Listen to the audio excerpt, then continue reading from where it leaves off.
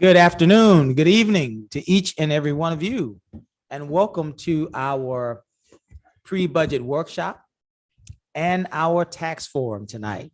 We will begin with a pre-budget workshop, and what that will allow for us to do is to hear you as you express your ideas for our upcoming budget. We will be in budget workshop in July, and so this is an appropriate time for us to hear you. What do you want in our budget? What are those areas of our city services that you believe we can improve by moving items in our budget? That's important to us. It can be streets, it can be parks, it can be police, fire, whatever your heart desires. We want to hear you. Following that, we will have a tax forum, and that will allow for each and every citizen here to express your concerns or ask questions about our current tax rate, as well as about any technical information as it relates to our rollback. This council is prohibited while we are on this dais from advocating for or against a rollback election. But what we will try to do, we will try to answer your questions as thoroughly as possible. And so if you don't get all of your answer, perhaps it's because we are not allowed to do that while we're here on the dais. When we get off the dais and we are in private conversations, we can share with you in more detail, but we simply can't do it from this position. And so before we begin with our pre-budget workshop, let me thank Cesar Garcia for continuing to move forward with this pre-budget workshop. And certainly all of our staff that has worked tirelessly to make sure that our public has an opportunity to share. And so at this time, let's stand so that we might have an invocation, and we'll ask Mayor Pro Tem Compion to lead us in our Pledge of Allegiance. Let's pray. Eternal God, our Father, we acknowledge your presence in our lives, and we thank you, Lord, for your unconditional love. We thank you, Lord, for the city that you have blessed us to call home, for every citizen, for every appointed official, and certainly for those that are elected. We ask that you would open our hearts and open our minds, that we might understand one another, that we might understand the needs of our city, and that we might be better for it, better informed, better equipped, better prepared to make decisions to move forward. We thank you for your graciousness, for your loving kindness, and for your tender mercy. We ask it all in Jesus' name. Amen. Join me in the pledge. I pledge allegiance to the flag of the United States of America and to the republic for which it stands, one nation, under God, indivisible, with liberty and justice for all. Again, thank you all for coming and for participating in this meeting, this forum tonight. Without further ado, we will turn this over into the hands of our city manager as he leads the discussion in our pre-budget workshop portion of our meeting. Mr. Garcia. Good evening, ladies and gentlemen. Mayor, thank you. Mayor Pro Tem, Councilman Carlson, for being here, and those who may be watching at home from Zoom. We wanted to pick up and give an opportunity on a different weeknight for residents that maybe could not join us for the first one. And we see a few new faces here present tonight. We wanted to pick up where we left off, where we got a lot of concerns about certain areas in our city that needed to be addressed. So whether it be, we had some discussion on some streets and some things that we probably should have addressed a while ago that our staff since our last meeting to now have been working hard to address. That being said, we don't have an agenda for tonight per se. We have a brief presentation, but we're not going to share that until the end. We want to offer this opportunity more for folks to let us know if there's anybody here new, or if you're returning from the previous workshop that we had. Let us know some of your concerns.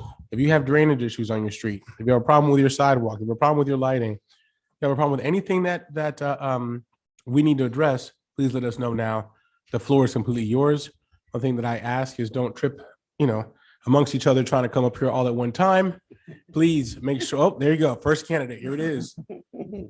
Thank you so much. Please, as we move forward, this is a discussion amongst residents. So I know, Ms. Griffin, you live in the city, but we want to ask you to give your full name and your full accurate address. Okay, Thank you. Tanya Griffin, 1006 Linden Street, Lamarck, Texas. That's Linden Street. Yes, ma'am. Thank you. Greetings to our city officials and our residents present. I came today to talk about our city parks. I am the co-chair of the Lamarck's Parks Board. I have already presented to Councilman Carlson some information that we want you guys to review. We recently went to all of our city parks with the exception of Holland Bayou and Mahan Park, because those parks are pretty much self-sufficient. But in canvassing our other park, we noticed a lot of maintenance issues. We have concluded our parks master plan. We're gonna be voting on that to present it to the council for you guys to get it approved and move forward. But I don't want the council to forget that the parks master plan may take us a while to get it going.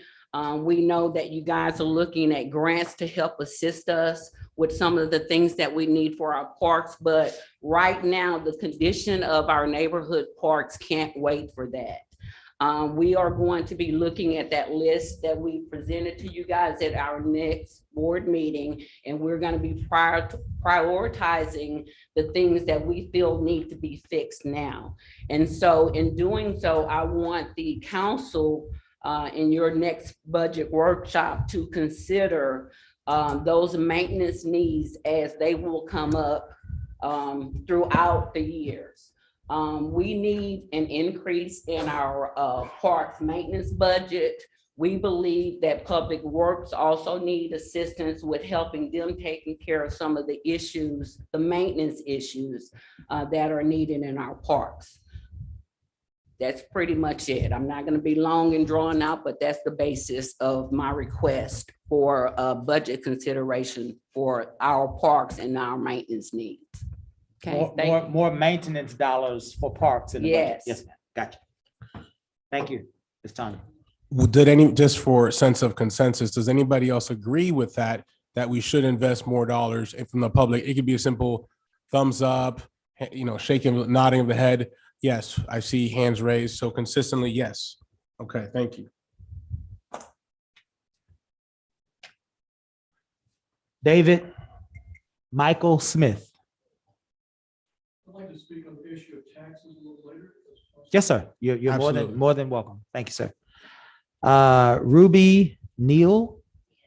Hello, Ms. Ruby. How are you? Would you give us your address as well? My name is Ruth Neal. I'm at 5018 Broccoli, Lamarck, Texas. Yes, ma'am. And I'm coming in to really complain about ditches, my ditches not being done. I've been complaining since 2015 to no avail. And they just come out June last year. There were two little potholes. When it rained, the water just stayed. So they didn't dig the ditches out. So it's going on 8 years. And I haven't seen my ditches dug out yet. And it floods over there. What is her address? Hi, everybody. This is Councilwoman Yancey. What is her address again? She's on 18 Broccoli. She's on Broccoli. That's over there by Partridge Streets. By Bundy Light. Yeah. Okay. Yeah, I've been talking to the city with the department with the ditches since they was on this old side here, down here on Bayou Road, and they're across the street from me now. Yeah. They haven't dug out yet. So does it take 8 years to get ditches dug out? Not necessarily, but what I will ask you to do, our Public Works Director is sitting in the front row. That would fall under his purview. So whenever you're finished, if you don't mind, he'll like to take your name, phone number, and make sure he has your address correctly. So he can go out there and take a look and have staff take a look at that for Yeah, you. because I didn't talk to everybody out there. Not a problem. So Ms. Neal, and all of us in the audience and those of us that are listening, and this is only a point of information. This council, in this budget that we're in now, Yeah. we have allocated 4 new positions, 4 new positions. And those positions, primary job will be to keep our ditches maintained and to keep our easements clear. Mhm. So the council heard you, and we've heard you all saying these things to us over the years. So we've already, part of this new growth is dedicated toward a 4-person crew that will help keep these ditches clean and clear and help keep our easements clean and clear. So we have responded to that. We have to get with Rick so that we can start to get these folks in, trained and coordinated to help you. Yeah, so they forgot about our area. Yes, ma'am. Yes, ma'am. That's Mr. Rick right there. Thank you.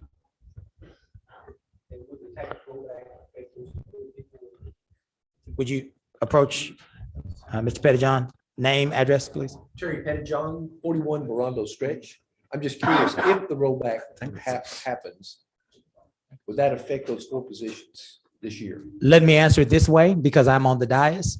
With the additional tax revenue that came from the elevated appraisals, we have added 4 new people with the new tax revenue. So I hope that I answered it in a way that keeps us all safe. Thank you, Mr. Pettijohn. Mr. or Mrs. Is it Senegal? Okay, so you okay? Okay, all right. Those all I had here. Excellent. Before we ask anybody else, also, as the public may be aware, right now, hiring staff is of a big challenge. So I wanted to touch on that because I recently came from a meeting where we discussed that amongst other city managers throughout the entire region. And I will tell you that I fear what others are in a position to do that a Lamarck is not. We are already challenged in being able to hire because the workforce has changed. The post-COVID workforce is different than it was prior. Over the years, it's continued to change, but it is continuously changing almost on a daily basis now, the way things have continued to transpire. That being said, we do have applications that are out for current positions. So if anybody knows anyone who's looking for work, please visit our website. Public Works is one of the departments that we are looking to fill some positions. Our biggest challenge right now is one that we haven't discussed as part of this, but I want you to consider for the budget. And we do have quite a few staff who are city residents, so keep that in mind. But there's a lot of folks who I fear that we may lose soon. And I'll tell you this, I'll bring you some information and this is factual. Some of our cities right now have already prepared for the inflation rate that was recently just announced. Those of you that may or may not be aware, but record high when in years our inflation normally rises 2 to 3% throughout the country. And obviously that trickles down to the actual states. This year, the inflation rate has been formally announced at 8.5%, which is unprecedented. It is unprecedented. It's more than 3 times in our nation is seen in a considerable amount of time. No time have we seen something like this since usually maybe after a very big war or something like to that nature. So I want us to understand that that's what we're facing. Having said that, in doing so, I want you to understand that a lot of cities around us have already dictated what they're going to do with their cost of living increases and their merit increases for their staffs. All right. And I fear that we're going to lose a lot of good people because some of them have already said we're already budgeting for 10% increase in all of our staff. What's that going to do? Our staff is not naive. They could stay here and hopefully get some type of increase, or they could go elsewhere where they have established step plans that are going to pay them more than market value or at market value, while we as a city are still paying right at, or for some positions, considerably below.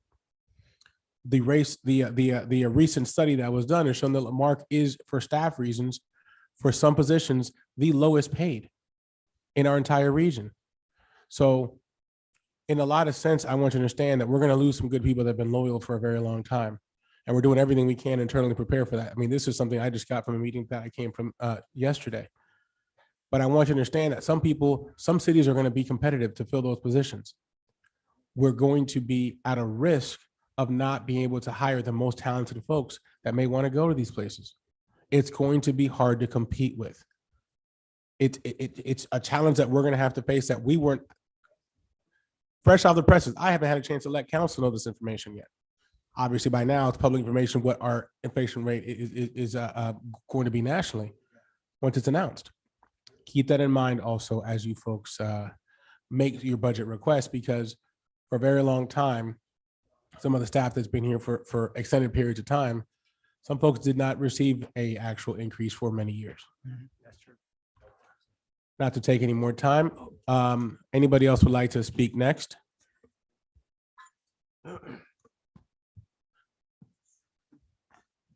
This is, again, this is an effort from your council and your government to be fully transparent and to hear you. This is the way that democracy works. We have to hear you. We have to understand your needs so that we can move forward with a plan that will reflect our community's will. And like they told us in school, no question is a dumb question. No comment is inappropriate. We are willing to listen to and to entertain whatever is placed before us tonight. While we're waiting, that's a good point, Mr. City Manager, the point of inflation. 8%, I believe that's a 40-year high. 8.5% is a 40-year high.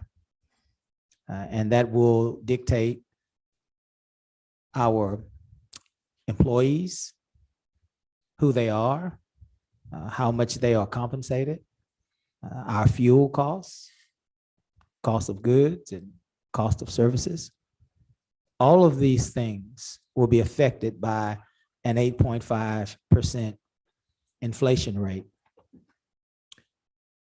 And so as we look at the 2022, 2023 budget, those prospects, we have to keep that in mind. Many of our community members have already lamented the loss of several of our staff members. Many of our public works department employees transitioned over to the city of Dickinson. They pay more.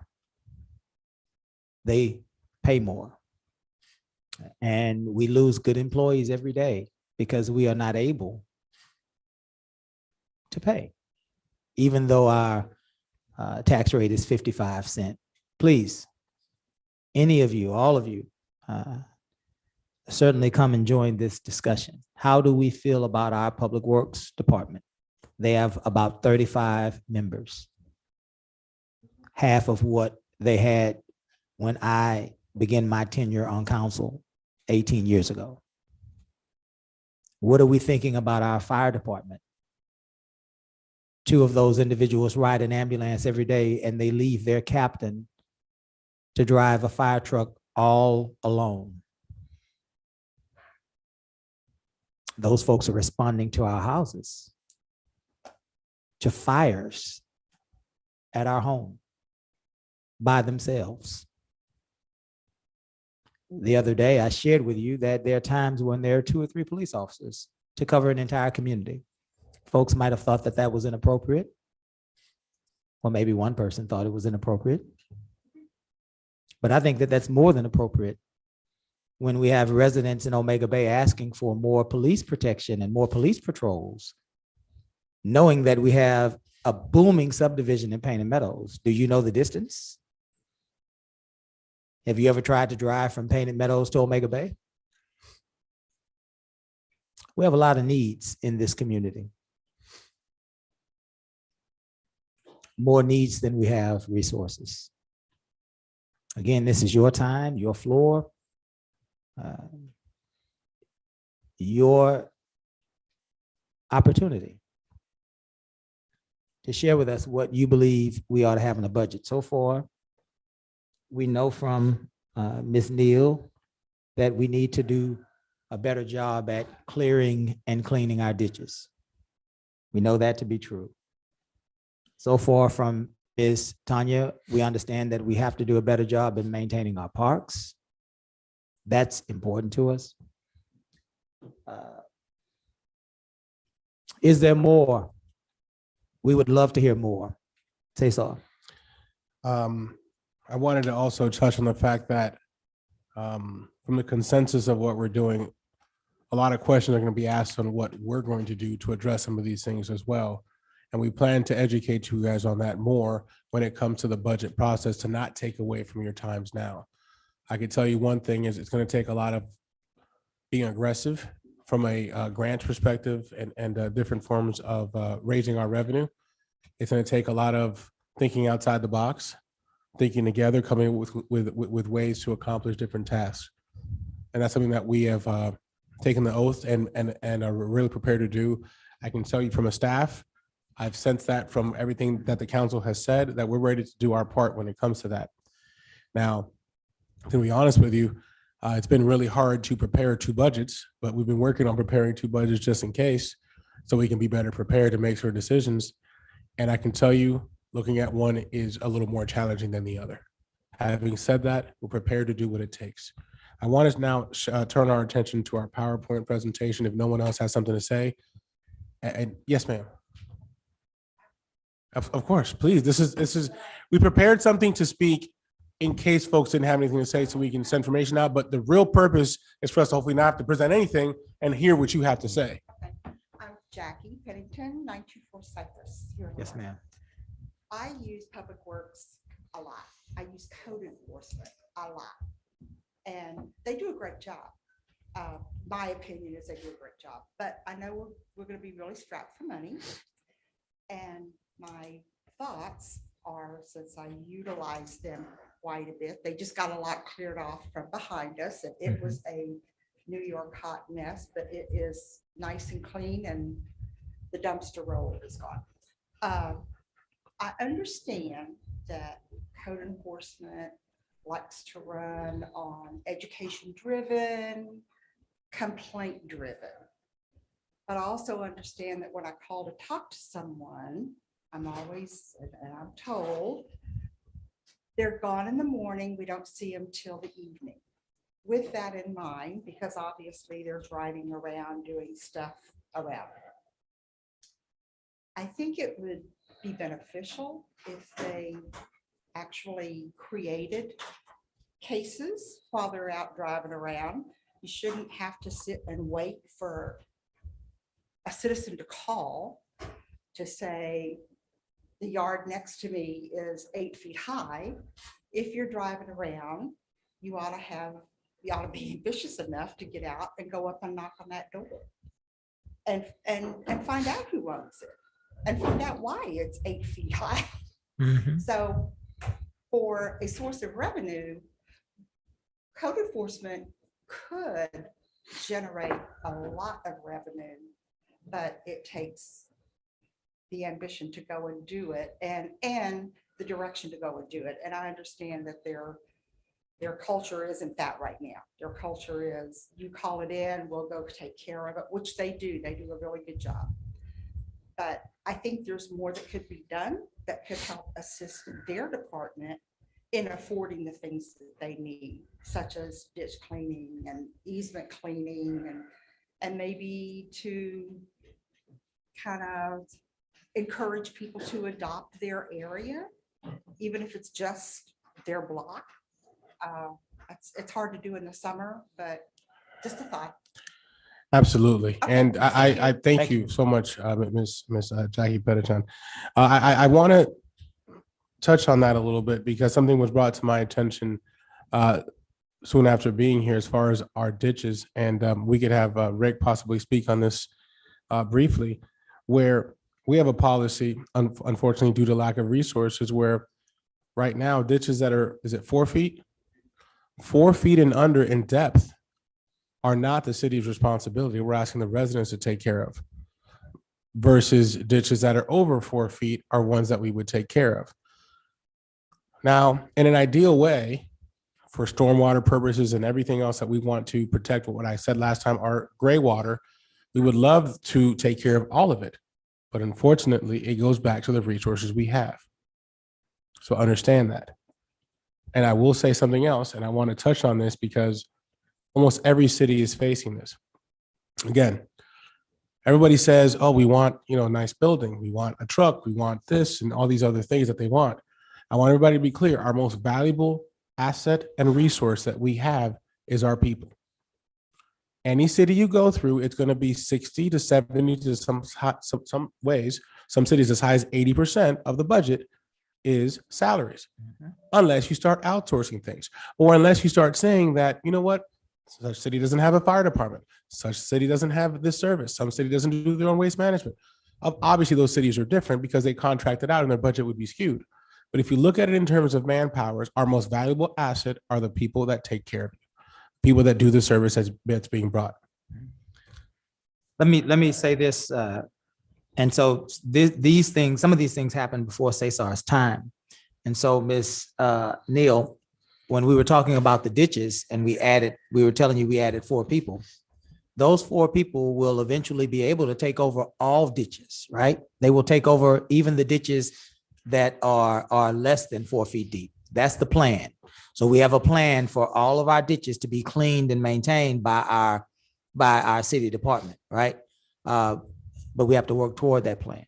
And the reason the council added those 4 positions is because, to Mr. Garcia's point before that, those ditches were the responsibility of the homeowner. And so that's why we have struggled with drainage, because the different homeowners care for their ditches in different ways. Nobody's right or nobody's wrong. That's what they do. And over time, if it's not maintained properly, our ditch system, because it has to have a certain fall and a certain flow, right? And it has to all be coordinated with our drainage ditches and things like that. Over time, if they're not maintained properly, and a resident can't possibly maintain them properly because of the leveling and the fall and the grading of it all. If they're not maintained properly, we start to struggle with flooding, and that's where we've been for so many years. So the good news is the council addressed that in this past budget. So now we just have to understand whether or not the community will maintain that budget. Could you approach, ma'am? So if you have more retired seniors, how are they gonna get out there and maintain ditches and dig ditches? That's precisely the point that this council addressed. We know as a council, we knew that, many of our seniors are struggling, right? Because I had back surgery. I can't Yes, do ma'am. stuff like that. We know that. That's why this council decided to move forward with an entire crew to help, so that our seniors or our disabled or any of our families won't have to struggle with an infrastructure whose sole responsibility is to deliver services, right? And it's our job as a city government to maintain those infrastructures. We should have never put those infrastructures on the backs of our community members. Yeah. But because we also have been a council that traditionally did not raise taxes, right? That's what this is a result of. We've had to find different ways to go about our business. But we're just at such a critical time that we can't afford to find another go around, if you will, with our city services. We have to start to be accountable. And that's a painful thing, but we'll get there. We'll get there. And then, residents don't cut their yards either. That's true. Yeah, because I got snakes coming in my yard from my neighbors. Yes, ma'am.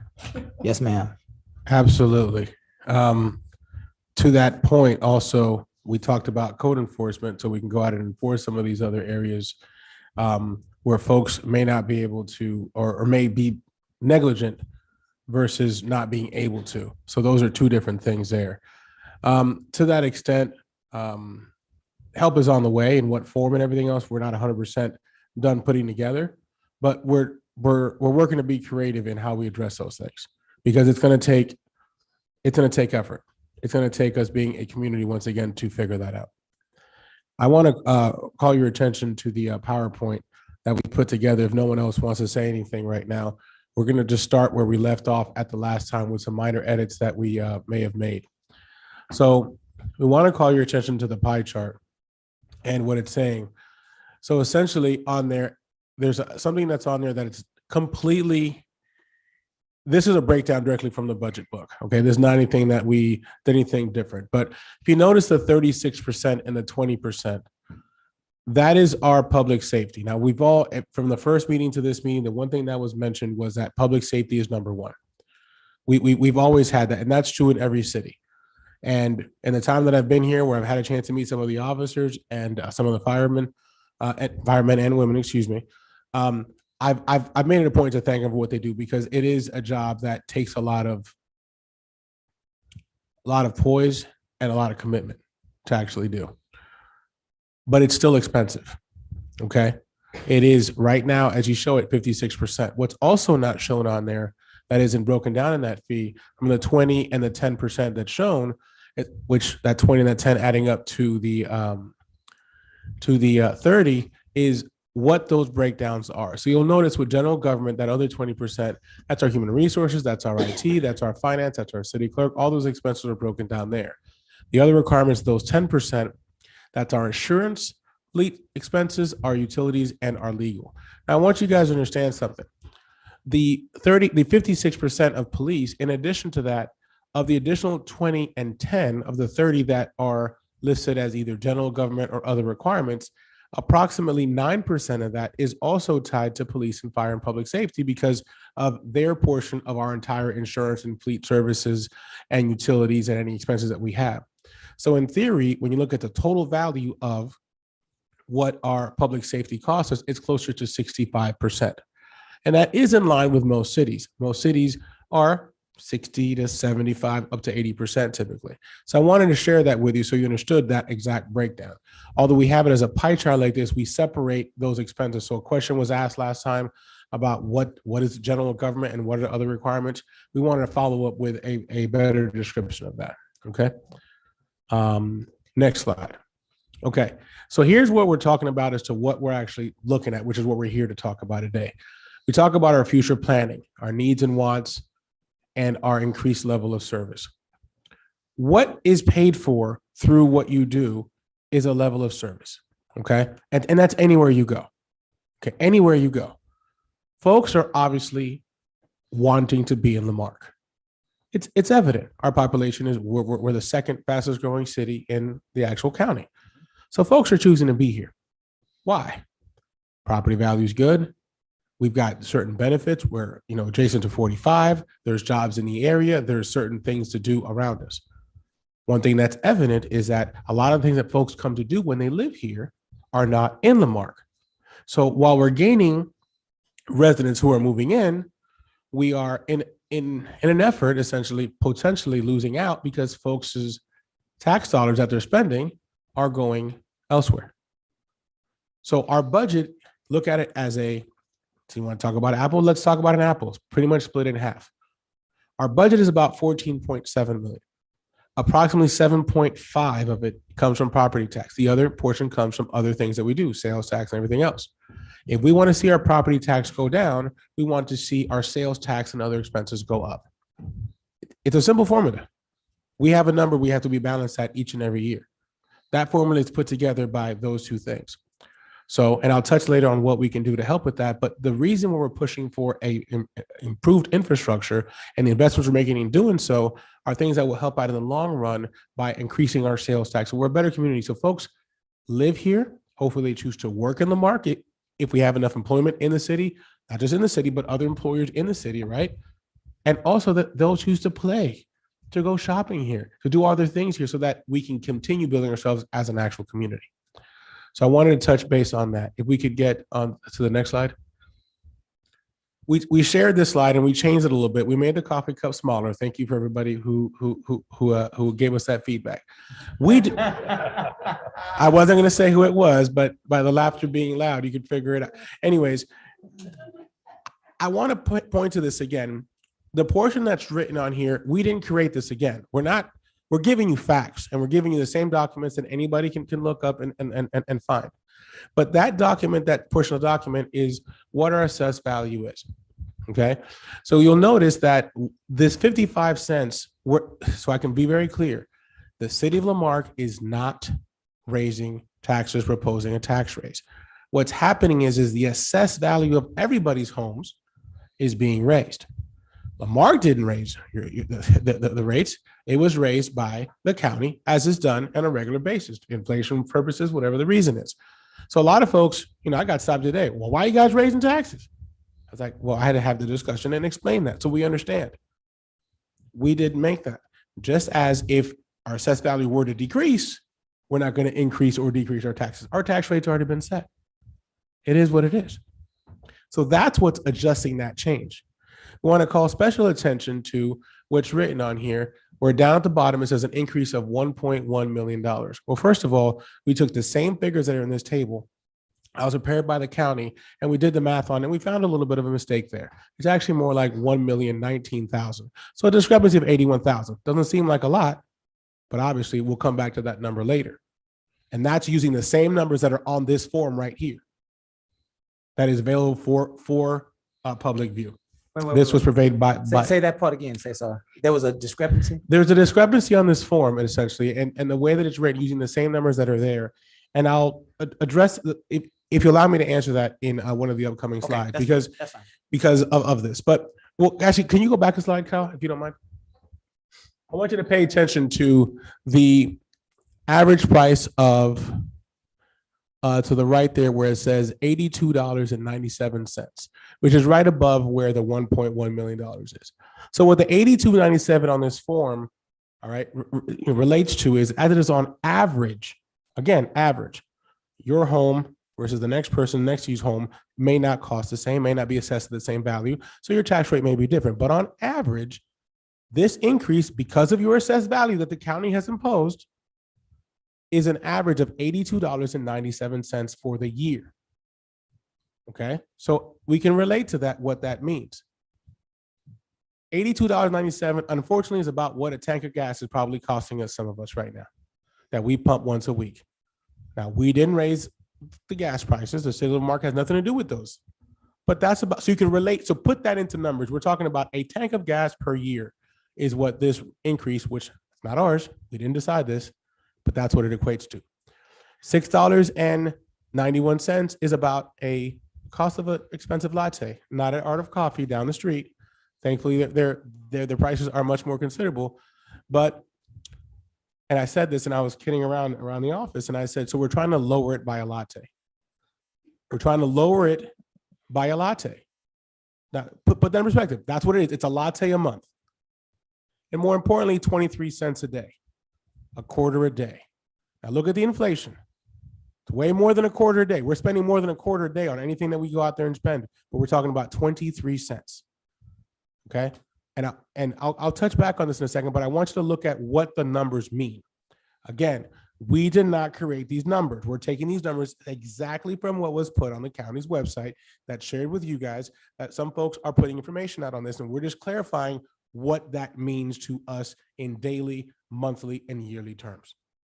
On average, again, please understand, I mean on average. Next slide, please. Let's talk about gas. This rate that's being proposed of 47 cents is equivalent to, and I'll tell you, it was hard for us to even find this, but the furthest that we found was 1998, the last time that the rate was even at this, and it wasn't at 47 cents, it was at 49 cents. We're talking about 1998. Now, everybody get in your mental time machine, those of you that are old enough to be here, and go back and think to what 1998 meant. A gas of tank was an average in Texas, 98 cents a gallon. Today, 24 years later, it is $3.77. That is almost 4 times as much. For the record, we're talking about 24 years. The city has not seen a tax rate under 47 cents. But this potential rollback equates to taking us back 24 years. Now, yes, again, the assessed value may have been different, but we don't control the assessed value. We don't appoint the assessed value. Okay, but I want you to take that, now go back. Now, 98 was a great year. I don't want to date myself, but I was in high school. I was graduating high school, and it was great. $5 could take me a long way. Unfortunately, won't even buy you a value meal these days. But we want to show this is taken directly from the state site as to where we got these numbers. All right, next slide, please. And as this, as we look at this, what is the, oh, went too fast there. All right, let's talk about inflation. That, but we talked about that a second ago. 2 to 3% per year. This year it's projected at 8.5%, more than, well, just about on average 3 times the increase. Yet, City of Lamarck has not continued to raise their taxes. We've kept it at the same rate. Okay, we want to be pointing to that. Again, we don't control assessed value. Here's what we talk about debt. And I know Miss Susie's on here, so we can talk about debt because we want to clarify some things about debt. And I know it's premature, but I want to also say for the 3rd year in a row, our finance department is now being recognized for excellent A-level financial practices and being recognized for the 3rd year in a row. So if anything unethical or illegal was being done, I'm sure the powers that be would not have felt worthy of us earning that award. So kudos to Ms. Susie who's on the call. I'll ask her to explain what this 16 cents of debt is. Ms. Susie, you there? Yes, sir, I'm here, but I'm having troubles turning on the video camera. If you don't mind just listening to my voice. Certainly. The 16 cents in the past, where before SB2, we had debts, but it was split between governmental and utility. Utility projects debts used to be paid out of utility funds, but when those debts were issued, they were pledged against property taxes in order to lower the interest cost the city has to pay. If they were pledged against water and sewer revenues, the interest cost would have been much higher because of the risk level that are seen by the investing general public. So to save the city money, we pledged the debts towards property taxes. However, in the past, we did not want to raise property taxes because we realize it's heavy burden on taxpayers. Therefore, the governmental side could not afford to absorb the debt on utility projects. So the end result, we used the utility fund to pay the utility project's debts. And the utility fund, the revenue sources comes from water and sewer revenues. You pay water and sewer bills every month. That's the revenues, okay? Now, after SB2 is in place, we have the additional values generated from assessed by the appraisal district. So now the governmental side can afford to absorb such debt, which originally were pledged against them anyway. So all we did, instead of using the utility fund to pay the debt that was pledged against property taxes, we moved it over to the debt service fund and utilized property taxes to pay for these debts that were pledged against property taxes. So far, so good. I hope I'm not moving too fast. I know it's a complex subject, but I'm trying to do as slowly as possible so everyone can absorb what I'm saying. And because of that, it used to be 9 cents previous fiscal year. Now, because we've moved from utility funds over to debt service, it's now 16 cents. We actually absorbed some of the utility projects debts. These are debts on the city for a number of years. It's not just popping up from nowhere now. They've been around. They were just paid out of utility fund because governmental side cannot afford it in the past.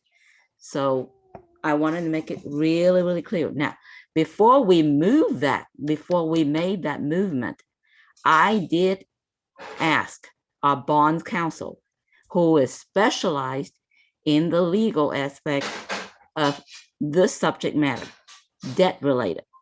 their attorneys, and they did say, yes, these were pledged against property taxes. And it is legal to move them to the debt service fund to pay out of property taxes because they were pledged against property taxes to begin with. That's what makes it legal. So those were the attorneys who drafted the ordinances for these debts when we originally issued them multiple years. Okay, I'm asking the author of those ordinances that council blessed over the years, different debts. Okay, they said it was okay. I'm not an attorney. I don't make that decision. I'm only saying, hey, bond counsel, can we do this? Are we allowed to do this? Is it possible? What's the best way to save the city? And their response was, yes, legally, it is okay to do that. Then I presented it to council. And of course, we had our city attorney to review it as well. So that, you know, in government, we should never make a decision just on our own and just do it blindly. We get the different experts who are specialized, trained in those fields, specialized fields, to give us their opinions. And, you know, right or wrong, they're attorneys. I can only rely on their opinions. I can't judge whether that's right or wrong, but when it came from an attorney on a legal matter, then I have to take their word for it. And we proceeded with it. Yes, it bumped up to 16 cents, but on the other hand, your utility fund now is almost debt-free, which helps the water and sewer customers to be able to allow some of the money in that fund to pay for infrastructures that will help the water and sewer customers in the long run, so we can better serve you. So it's not like it just all of a sudden dropped down from thin air and boom, here's the 16 cents. Okay, so that's why whether you are a water and sewer customers or you are taxpayers, or you may be just one person being both roles. So I'm helping you on one end, I'm also hurting you on another end, if you want to look at it that way. I hope I didn't confuse everyone more with my explanation. No, Susie, that I understood it, and I will basically, I will try to paraphrase that and essentially saying and asking a question, make sure that I'm saying this correctly. By moving the debt over, arguably, it should have been as regular debt to begin with. Go ahead. That is correct. Yes, sir. So it should have been as regular debt to begin with. Exactly. I think this current council and this current staff can't answer the question as to why that was done that way. However, to be prudent and take advantage of pledging that debt against property tax instead of the utilities, we were able to get a better rate, thus saving the city money. Yeah, let me stab at it really quickly. What was happening, and this is the overriding theme of these councils that have been leading our city for the last 30, 40 years. We never wanted to raise taxes. That was our credo. We never wanted to overburden the taxpayer. Exactly. That was why that we did it that way, because we tried to avoid raising taxes for 14 years. Yes, ma'am. So what was happening was we were still having to incur debt because guess what? Pipes are bursting. Fire trucks are dying in the middle of the street, right? Potholes are in the streets. We still had things that we had to take care of. And so when it came to water debt, if there is a new pipe or a new sewer line, those types of things that impact our water sewer infrastructure. If they were major projects, the council basically put those debts into the utility fund. The utility fund or the enterprise fund has one role, if you will. And that is to take all of our water payments, when you pay your water bill, take those monies, send those monies to where we get water from, and then they in return deliver the water to us. And those monies are designed to maintain the water infrastructure system. That's what they're there for. So those debts that were incurred in that enterprise fund were specifically geared toward continuing the maintenance of the water and sewer systems. Now, what this council has decided to do was we've decided to basically bring all of our debts into debt service. Water debt, sewer debt can legally be in either. It can be in debt service because it's a debt, but it also can be in the enterprise fund because that debt is specific to the delivery of water service to our constituency. It can be in either. We moved it from the enterprise fund into debt service because this council, unlike other councils, wanted our debt to be in a consistent, coalesced place. We want to know where all of our debt is, right? What that did was that freed up that fund for us to use it in a more efficient and appropriate way. What does that mean? That means that there were people, employees, working on our water and sewer systems, but they were getting paid out of the maintenance and operation side of our budget. These are people making sure that water's flowing properly, sewers are draining properly, wastewater, stormwater is draining properly, but they were getting paid for out of our maintenance and operation portion. But I just told you, their job was to maintain our water and sewer infrastructure. So they should have been being paid out of our utility fund already. And this is why this is important. It's important because everybody in here that owns a home, we pay property taxes.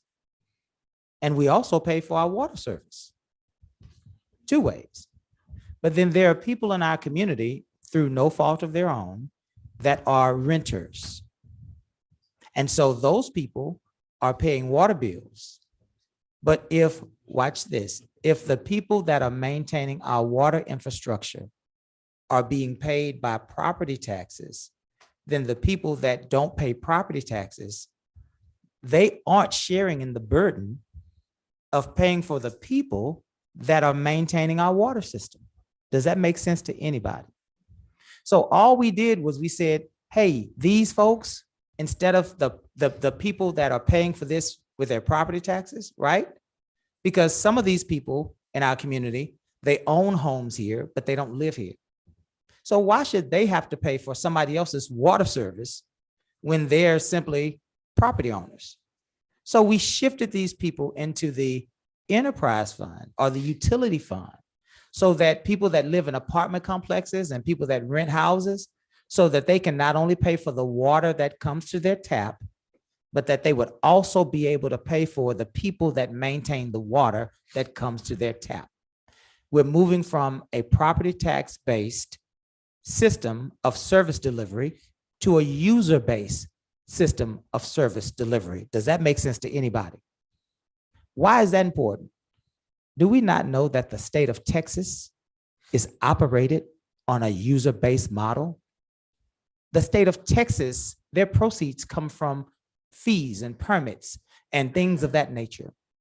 Our entire state runs on a business model that is user-based. So the city then, in order to provide property tax relief on the maintenance operation side of our budget, we've decided to move those folks into a position that they might be compensated by the users that use their services. It's just that simple. And some folks want to make it to be extremely complex. Mr. Osteen, would you please come forward? Once this has been moved over into the debt service for the utility fund, what's that going to do to our water rates? the debt. Can I? You want to go? Okay, he's going to go and then I'll. Just as a point, because I wanted to make the point as well, Mr. Osteen, how you doing it this evening? I wanted to mention that our water rates, and Ms. Susie's on here, I don't know if it's still the same, have not or were not raised in the city of Lamarck for 11 years. So although it got more expensive, we didn't charge more. So put that in perspective. In hindsight, we should have moved to a user-based model a long time ago. And with all due respect, again, we're not going to fault anybody that may have here before, but we're here to fix it now. So we do understand that that's got to change, and we're in the process of doing that. But unfortunately, that does take some time and some changes to our infrastructure. Okay, one of the biggest issues that me and the mayor dealt with over the years was the biggest issue people had was high water rates. Remember that, Keith? Yes, sir. I mean, it was a constant harassment about that. Now, I understand we're almost debt free now in the utility fund. Is that right? Yes, sir. Almost. Yes, sir. Okay, so what's this going to do to us in the future? Now, it's debt-free for this year, depending on the election. If we have to roll it back, it may not be debt-free anymore. Well, what I'm concerned about is y'all coming through the back door on us. Okay? I'm not, this ain't my first rodeo. Yeah. So that's something we're going to be watching. I'm going to be watching it. This is not a deal where we're going to have some easy money coming in. This ain't a spend freely thing coming up here with this transferring this money over into debt. I want y'all to understand that. Well, I'm going to be watching it. I'm sure the citizens are, because I'm not liking the sound of it. I'm really not. The sound of which part of it? Of transferring this money, taking this money out of the general fund or this debt out of the general fund, something that's been operating for 50-something years. We're taking what we're doing is we're taking water debt. So if we had to install a 500-foot water supply pipe, if you will, in front of your house, for example, and that cost us $1 million. These are just fictitious numbers, guys. Don't hold me to it. What we were doing while you were here on this council with me, what we were doing was we were allowing that debt to stay in our utility fund. That's the fund that regulates the water rates. So millions of dollars or whatever the case may be of debt, water debt, was sitting in our utility fund. And so the water purchase on top of that made our water bill go higher and higher and higher. So what we're trying to do is we're trying to move, or what we've done, we've moved those monies out of the utility fund. They're debt. They were debt. And we moved them into the debt service fund. That began to clean our utility fund. So now the only things that should be in, and there may be a small amount of debt, Susie will have to address that. But primarily the only things that will be in our utility fund is the purchase of water and the employees that all go into making sure that the water, sewer, stormwater infrastructure is maintained. Those should be the only things in that fund. My understanding, Keith, that the employees in a utility department, their salary always came out of the utility fund.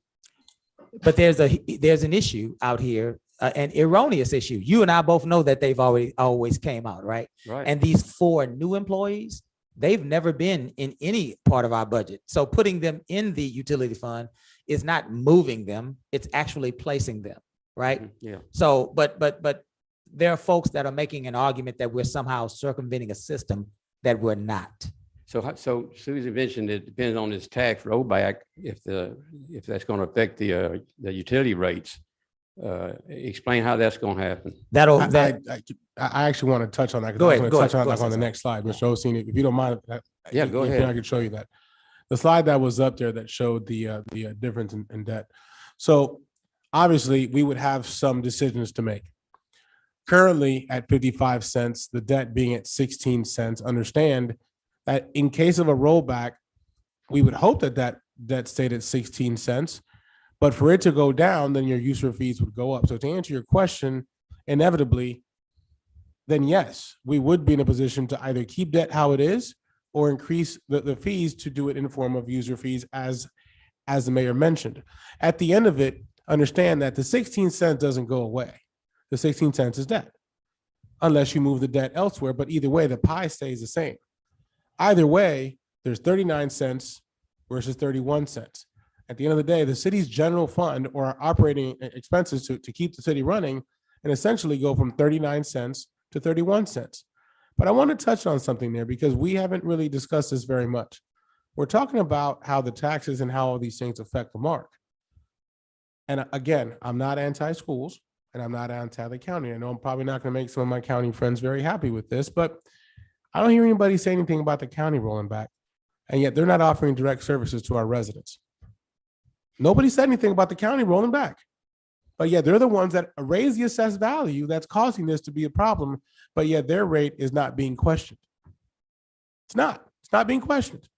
The schools are increasing their rate. So they're going to be in a double bonus. My kids attend public school. Are they needed the increases? Yes, but I'm still questioning. Some of them are going into, and I tell you, because my kids attend one of our local schools here. Not only is the assessed value going to go up, not only are they increasing the rate, they're also going out for a bond. Nobody's saying anything about that. But how many times do I get a call when one trash can isn't picked up? So let's just put and I say that to put things in perspective. We're talking about City of Lamarck. Yes, nobody wants to be number one when it's talking about the highest amount of debt and the highest amount of, like the highest tax rate. Nobody wants to be number one when it comes to that. And I agree with you. But like it's been mentioned before, we didn't create this situation, but we're trying to address it and fix it. And on another point, talking about debt, because another thing that's been raised and I've been questioned about is how much money we have in reserves. Why don't we take money out of reserves? September, Ms. Susie, you're still on here. September 2020, we did indeed have 136 days. All right. But if you look at September 21, the expected amount of reserves at the time, it's 91. So let's state facts. Now, what happened? Why did our reserves drop? If anybody remembers September 2020 and what led before that was one of the busiest storm seasons that we have ever had. And then, so it hasn't happened here in a very long time. If ever, and probably in the last 100 years, we experienced a freeze that FEMA still hasn't figured out how to deal with. We had to use some of those reserves. Well, let's go back 50 years when I moved to Lamarck. Sir. You know what the tax rate was? 61 cents. And we had less services back then than we do now. Yes, sir. Thank you, sir. You better say it, Councilman. Thank you. You know, but the whole time I was on council, and a lot of it with the mayor here, you know, we had to work because our citizens were struggling. Senior citizens back then too, young families. We were doing our best to get businesses in here to help support that. I'm seeing businesses come in now, but I'm not seeing a lot of relief. And you know, Keith, we used to tell everybody, we tell the citizens, let y'all just hold on, because when we get some businesses in here, maybe we can give y'all some relief. Let me be clear. I'm going to vote against this rollback. Yeah. Because I've been on there and I know we need the money. That's not an issue with me. Yeah. But sooner or later, it's hard to convince the public that you need the money when they see all these businesses coming in and they're not getting no relief from it. But so y'all in a predicament. Absolutely. I understand that. I've been there. So, and y'all are on the firing line. But you know, I'm still not sure about this moving this money over into debt service. Okay. And agreed. Maybe we can sit down and talk about it, but Absolutely. We can definitely do that. We are transparent here. You can meet with me, with Cesar, Yeah. with Susie. But you know, I'm with y'all on this, and So- make no mistake about it. But you know, and I think a lot of the citizens are. I wish there was more here to hear what's going on. Yeah. And to that point, if it's okay, ahead, go Mayor, if it's approved, we would like to place this recording on channel 16, so folks maybe have a chance to view it, that Yeah, that'd be haven't had a wonderful. chance to view it tonight. We need to But- get the word out. But you touched on the business, and if you don't mind, I'd like to touch on that in. Okay, well, you don't need me up here no No, more. no problem. One or two slides. Thank you, Council. But I did want to touch base on something. We talked about the county, and again, I'm not going to make very many county friends on this, but our rate of 55 cents. And we're the ones providing direct service, right? We're the ones out there, picking up your trash, taking care of things and so on and so forth. The ones that show up after the storm, you're paying 55 cents and you're getting that service. The county's providing a rate of 43 cents, if I'm not mistaken. But do you see them out there protecting your streets? Do you see them out there doing the type of service that you need? But yet we're here talking about the ones that are trying to, almost saying, what's the saying? Biting the hand that feeds you. Just keep that in mind. I want to talk because I see our fire chief out here. We talk about what some of these investments have gone into. Chief Merriman, if you don't mind, our ISO rating used to be as high as a 4. Those of you that may not know about an ISO fire rating, it basically is letting your insurance companies know for your homes how well the city that you live in can respond to a fire. Correct me if I'm wrong. So I don't know how high it goes, but I don't know that I don't want to be a 4. Just 4, it goes to 10. Okay, great. So we're not a 10. 10 is bad. All right, but our goal is to get to 1, but it used to be at a 4. Now, throughout the leadership of some of the previous admin that was here and council, it successfully dropped to a 2 recently, yes? All right, so by dropping to an ISO rating of 2, some of these dollars that work for you, what that relate to you in the home, we can't quantify because it's different. It depends on what you have in your home, or what it's made out of, when it was built, so on and so forth. But some folks have reported anywhere between $20 to up to $100 in savings a year because of this rating drop. Now, remember, we're talking about $82, but because of the infrastructure changes that have been made, we're talking about a possible savings that high. So keep that in mind. Our goal is to get to number 1, to have the best rate. Why? Because it's attractive not only people to come live here, developers to come build here, but businesses want to move here because their insurance is going to be lower. Their cost of doing business would be lower. So I want you guys to understand that's our goal. That's what we're moving towards. And that's why some of the things that are coming before you when it comes to budget time, we'll address some of those things. We want to be more attractive for our residents and for businesses to come. Let me jump in there, say so, and respond to something that Councilman said.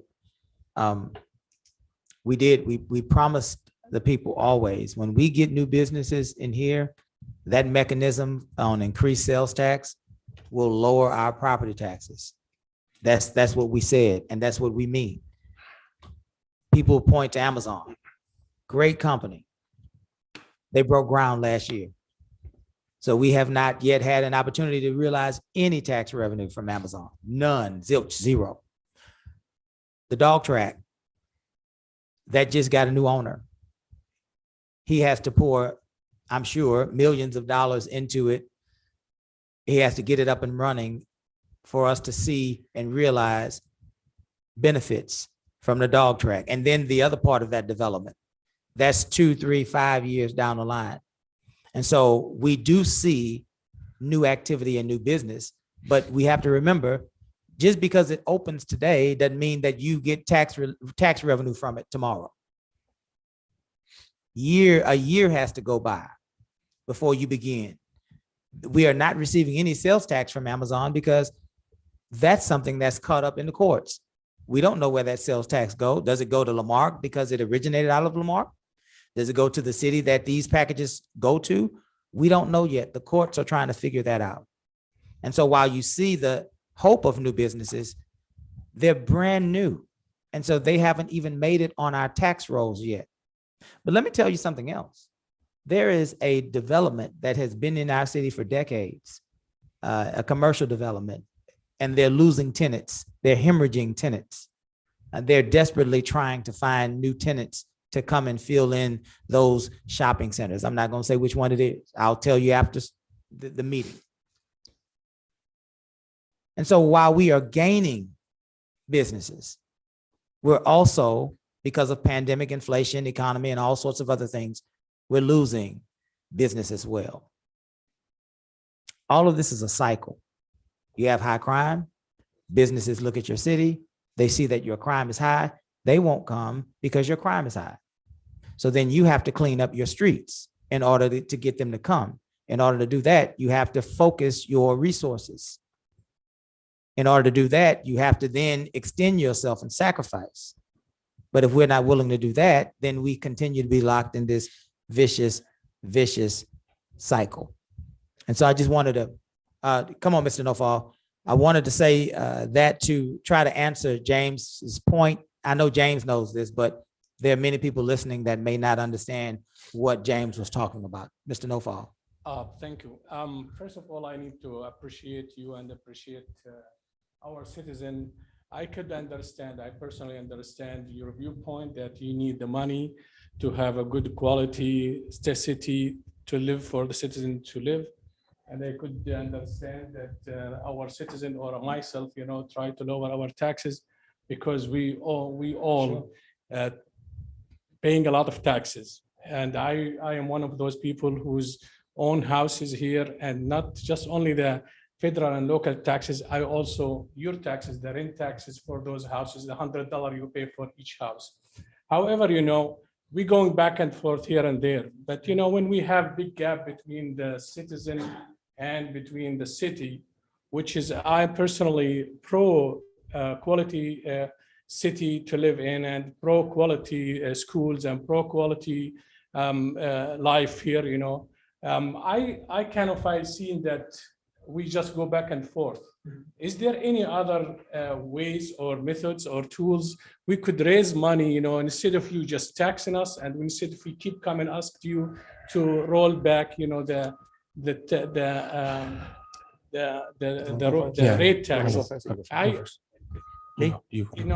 I think, sometimes when we have a situation like this, and I probably learned from a show over in the TV about who become a millionaire or something, that when you have a dead question and it's very difficult, you reach up to somebody else to call. So are we, as a citizen of Lamarck or as a councillor, as a city, are we reaching up to our big brother like FEMA, like government? Mm-hmm. So we could get some money to support this digits and support these other roads we need, or police or something. I know from my heart, there is a lot of grants coming to everywhere. There is billions of dollars, our government give here and there, and I know that city of Lamarck, one of them, for example, that the building here in Oak Street, which is used to be the birth certificate government big building on Oak Street. On Oak Street, yeah. And right now FEMA is helping us, to translate it to examiner, not medical examiner, something like that. And I know that they are helping us also on the Carbide community center over there. They're helping us. So we have big brothers, and also we have little brothers. I have the opportunity to look over a small organization on Lamarck Library, which is called the Friends of the Lamarck Library. And those Friends of Lamarck Library, they are people like me and like you, like everybody else. They donate money to the city, to the library, and help our kids to have some kind of fun things. But we have small brothers and we have big brothers. The big brother is the government. The small brother is people or businesses can help. The city. Instead of just keep coming hard to you, keep coming to you and say go lower the rate taxes, and the citizen to pay more taxes. And I know we can play you could play the game, or I play the game, or anybody could play the game between the city and the district, the President district. And I know when we go there, and I know what's going on in the district, they say that, they say to the citizen, to everybody, they say to me to say to everybody, we're not the one who raises the taxes. The one who raises the taxes is your city. The city, I hear, that we're not raising the taxes. It's the district that is in the value and this is value. Well, back and forth is not going to help me as a citizen, and it's not gonna help our citizen to solve the issue. The issue that we need the money, we need the city to be like every good citizen in the town or the state or the county. But we have, as our citizen and as a counselor, we picked you up that you got to find one way or another to get money more, not just only from the citizen, from the government, from anybody, from any other way, another direction. Sure. But if we keep, if we keep gonna hammer you and you keep hammering us, it's not gonna go nowhere. So I appreciate everybody help and try to help, but we're not going nowhere. We need the money. Where are we gonna get the money? Thank you. Small, personal friend or government friend. And that's Yeah. Thank you. Mr. Nofal, thank you for that. Thank you for that comment, that commentary. Let me say this to you very, very quickly to try to address some of the things that you said. I want to try to answer some of those questions. We as a city recognize that we held our tax rate the same, and that the byproduct of that is increased tax revenue. We've said that all along. We have not raised our tax rate. And so we're being honest and transparent in that way. And it will always be a back and forth, but let me get to some of your questions. So how do cities raise money? They raise money through a variety of ways. One way is through property taxation, right? You have property tax, you have properties and you get taxed on the valuation of those properties. That's one way. Another way is by fees, right? If you engage the city or city services, you pay a fee for that engagement, right? Permit fees, if you will. If I want to redo my sidewalk or add a room to my house or whatever the case may be, I have to pay a permit fee. If I want to hold an event, I have to pay a permit fee. So it's property taxes, it's permit fees, it's sales tax. When people go and purchase things in our city, right? We get 2% coming back into our city coffers. The EDC gets a portion of that to help continue to grow our economic part of our city. Also hotel motel tax. That's a big one. That is the grand poobah of all city revenue, because it's heads in beds, and it's people engaging our city for a very short period of time with all sorts of taxes and fees associated with that. So most people, most cities love hotel motel tax. Galveston is obviously having tremendous success with that. So those are areas of how we basically are able to tax our citizens. All cities want to reduce the burden of property tax, but in order to do that, you have to increase those fees, permit fees that are associated with your services. You have to generate enough retail development so that your sales tax can grow and reflect the growth, right? But you also have to find people that are willing to build hotels and motels in your city so that you can grow your revenue that way. So that's how it works. That's the goal. Let me jump over then to one of the other questions you had as it relates to this. I believe you talked about a back and forth, right, between the community. I believe that was the other thing I wanted to address. There will always be tension. Nobody wants to pay taxes. Nobody, not even, I don't believe President Trump did, and I don't think that President Biden does. So it's equal. Nobody wants to pay taxes. We get it. But we have to make sure that we're understanding this not as an issue of taxation, but as an issue of service delivery. That's different. Oh, there was something else. Let me finish, Mr. Nofal. Back and forth, I mean about the 55 cents, about the 55%, increase. If you succeed to not to raise it, to lower it right now, roll back right now, then somebody in the future will raise the same issue and we will tell you why we are the second highest rate in the county. So what I'm talking about, that purpose, we want to put an end on that. We want the quality in the city. We want the good schools, and we want a good fire station, and we want a good police.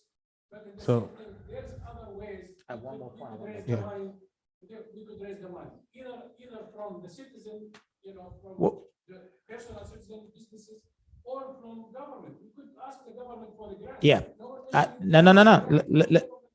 Let me answer that. So that we're clear, the way we get out of this back and forth with 55 cents is we grow the other areas. We have to grow hotel motel. We have to grow our sales tax. We have to do something with our permits and fees and make a lot of our revenue be user-based. So that's the one thing. How do we get out of it? I just gave you what I believe the council can do. Now, we're about a year away.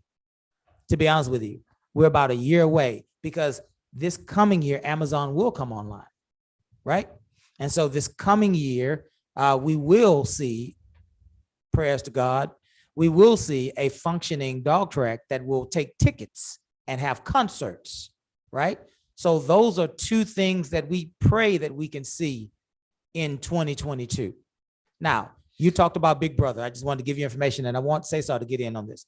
But we have the ability, or we will have $60 million in grant funding already for sewer, for sidewalks, for street repairs and things like that. So we are already engaging Big Brother to the tune of $60+ million. I just wanted to say that to you. I know Cesar wanted to get in on this discussion. I actually wanted to comment on that because what it sounds like, what Mr. Nofral is saying, and obviously from the residents that are here tonight, is the residents are ready to be part of the solution.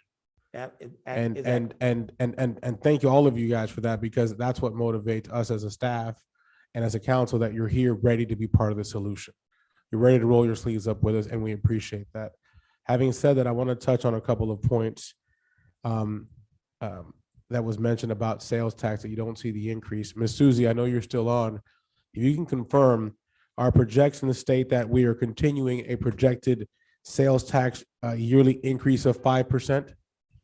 Yes, sir.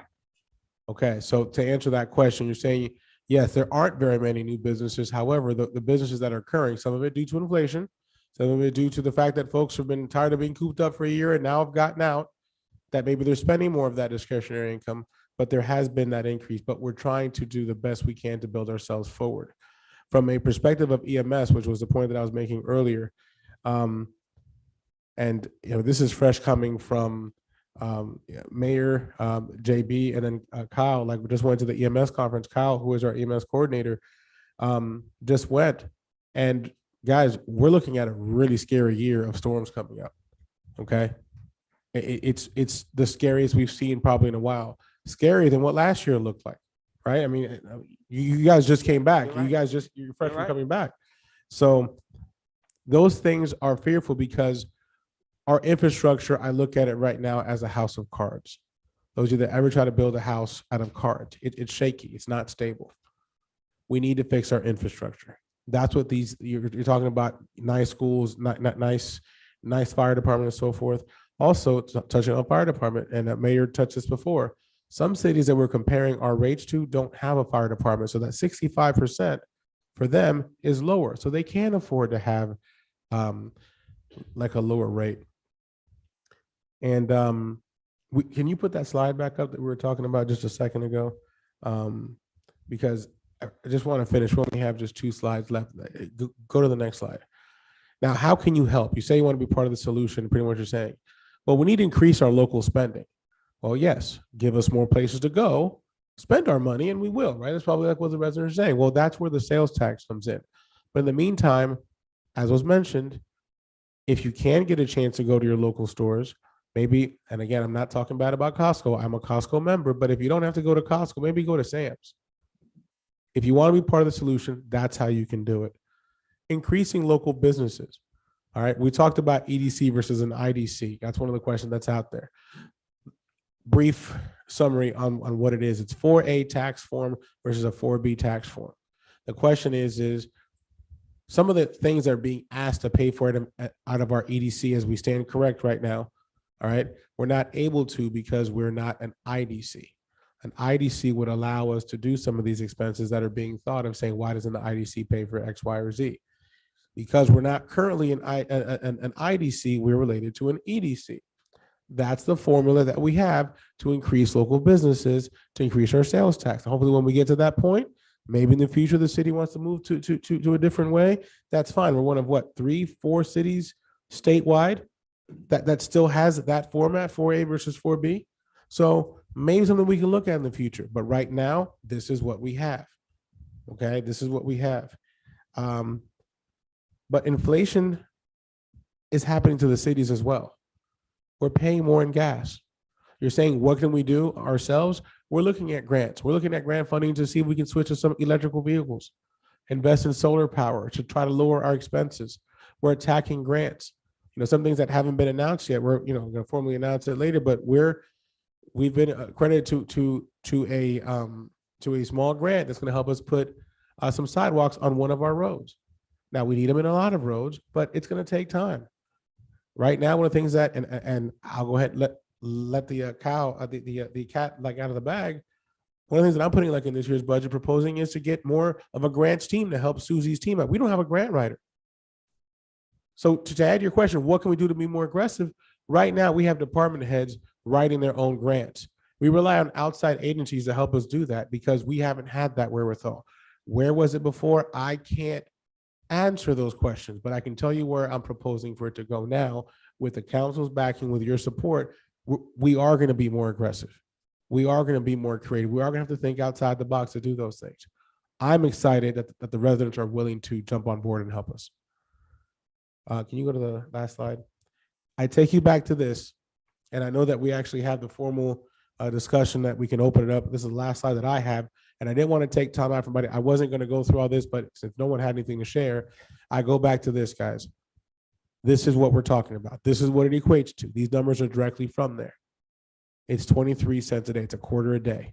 Is that worth it for this level of service you want? What you're paying for is a level of service. What you're paying for is a level of service. And that's it. That's all it is. And it's equated to how your property is assessed. There's other neighborhoods that if we chose to live in, that our assessed value would be higher. So hence our taxes would be higher. It's a level of service that you're paying for. I can be available to answer any other individual questions afterwards. I want to give an opportunity for folks to speak again, to ask any questions related to that. If anybody else wants to say anything to address for things that you may want and desire for the upcoming budget, because we're ready to start working on it. Barring some changes that may occur here soon. But we want to make sure that we attack and we address those things. We're facing a tough economic time, not just here, but those inflation rates that you just saw, the 8.5% jump, what it's going to cost us, the things that we're going to have to, we got to do it too. And how are we going to pay for the increased rates? Mm-hmm. We're struggling just like you guys are. I want to thank everybody for their time. Anybody that would like to come forward, because I know we're going to switch over to our tax portion of it. So we want to, I know you have a tax question. Is there anybody that has anything else that'd like for us to include into the actual budget workshop for consideration? Because chances are we may not have another one of these settings. I think it's the first time we've had something like this where folks can just tell us what you want, but we've heard you loud and clear. It's been streets, lights, drainage, parks, your lighting, your sidewalks. We understand all those things. The ditches, increased public safety. We touched on, and Chief was just here, our rate of, police officers, it's supposed to be 2 to every 1,000. So we're right at 2.01. Okay. We increase our census anymore, and we're going to be under the actual rate. And that's for an average city. Unfortunately, Lamarck is facing slightly more crime right now than the average city. Yeah. So that's where the needs are. We've heard you loud and clear, and we're going to address those needs. We're going to keep working to get our ISO rating down to number 1 or up to number 1, depending on how you look at it, so your insurance rates can continue to go down. These are the things that we are doing to address those needs. That's how we're being aggressive with the tools that we have. If nothing further, you want to formally? Yes, sir. We're gonna kind of switch over now. This is informal, so we don't have to bang a gavel or anything. We're gonna switch over to our tax forum now, where we will continue to listen to you. What we will do, what I will try to do, and what Cesar will try to do, is to answer questions with factual information to the best of our ability. And so before we ask Mr. Smith to come to the podium, this is our 18th and final opportunity for our citizens to come and get clarity or to provide any sort of comment or express a concern as it relates to this issue of a tax rollback election. Our 18th time the council has allowed for the citizens to speak. Having said that, the first thing that I would like to do is I would like to ask if there is anybody in our presence or joining us online where you can communicate with us that has a plan,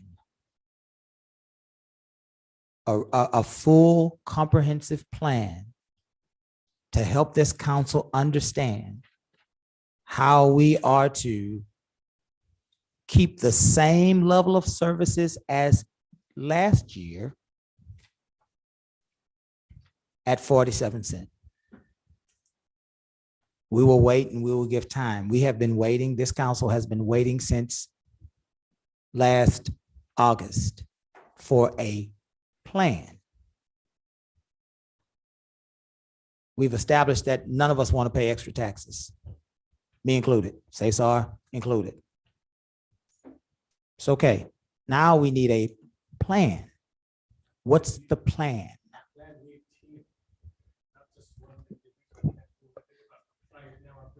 Mr. No-Fall, I love you. Let me be clear as I ask Mr. Smith to walk up. Mr. No-Fall, we've had 8 months to put together teams, and those teams could put together other teams, and those teams could put together other teams. And we would have had a plan that's broader than the White House budget by now and more comprehensive. Love you, brother. I'm sorry, this is the second my meeting. I think I'm guilty like everybody else. We should take a role in our city and actually to correct my way and bring responsibility toward myself. God bless you, man. Thank you, Mr. Norfolk. Mr. Smith, welcome. Thanks. My name is Dr. David Michael Smith. My home address is 623 Westwood Circle, and I'm here to talk a bit about the tax rollback that's been proposed. And we've heard a lot about numbers tonight, been very, very helpful. I think the mayor, the council, and our city manager really very helpful. And I think that the entire demonstration, the entire discussion tonight demonstrates the need for us to muster as many revenues as we possibly can. And this idea about rolling back taxes is a really awful idea. But I want to go beyond numbers because we need to talk about the politics behind the petition to roll back the taxes. And sometimes I think some of our elected officials or our staff are understandably a little hesitant to talk about the politics, but I'm not shy and I don't mind doing it at all because it needs to be said. So I'm here basically for two reasons tonight. One is to add my voice to those of the elected officials and community members who basically oppose the tax rollback in the strongest possible fashion. As Terry Pettyjohn pointed out in his recent letter to the Daily News, and I'm quoting him now, hope that's okay. Lamarck is already spending significantly less per capita for public services than Dickinson, a city of equivalent size. And at a time when improvements in community safety and public works are desperately needed, it doesn't make sense to reduce the city's budget even further. I would add only that Joseph Lowry and the other individuals who are loudly agitating for the tax rollback don't seem to care about the potential harm that this would do to the community if it were in fact enacted. My second reason for being here tonight is to openly and publicly criticize Mr. Lowry and others who are attacking city officials and community members for trying to move Lamarck in a new and more progressive direction. You know, it's one thing to disagree politically with the mayor or council member Yancey or Chief Aragon or Judge Pettyjohn or their supporters, but it's different and it's just plain wrong to slander folks, to make false accusations about them, and to fan the flames of racism and reaction. And that's what we're talking about here. And it's almost comical to see Mr. Lowry write online that all you folks are, or many of you are left-wing extremists. And I'm quoting him. I believe, unless I'm mistaken, that I'm the only person of the left here tonight, and I'm no extremist. I want to publicly urge Mr. Lowry to stop attacking and slandering people. Drop all the right-wing Republican talking points and stop serving as a front man for others who would like to return to a mythical past. That past never existed. Let's remember, we're obligated to remember that for people of color, for women, for LGBTQ communities, for migrants, and for workers as a whole, the good old days were not really good. Today, the resurgence of white supremacy and the transformation of the Republican Party into a far-right anti-democratic force makes clear we have a lot of work to do and a long way to go until there's truly liberty and justice for all. In view of the grave crises facing our society today, Mr. Lowry and other folks, there's not that many of them, but fanning the flames of racism and reaction in our city should be repudiated by decent-minded people of all backgrounds, all ethnic, political, cultural backgrounds. Again, I call on him publicly to cease and desist his odious actions before he does any further harm. Thank you, Ms. Smith.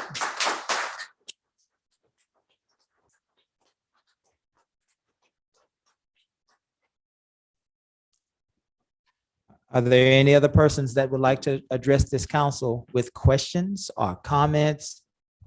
Preferably a plan. We've been waiting on a plan for 8 months, 9 months now. I see Mr. Pettijohn and I see Mr. Osteen. Doesn't matter who goes first. Okay, Yes, sir.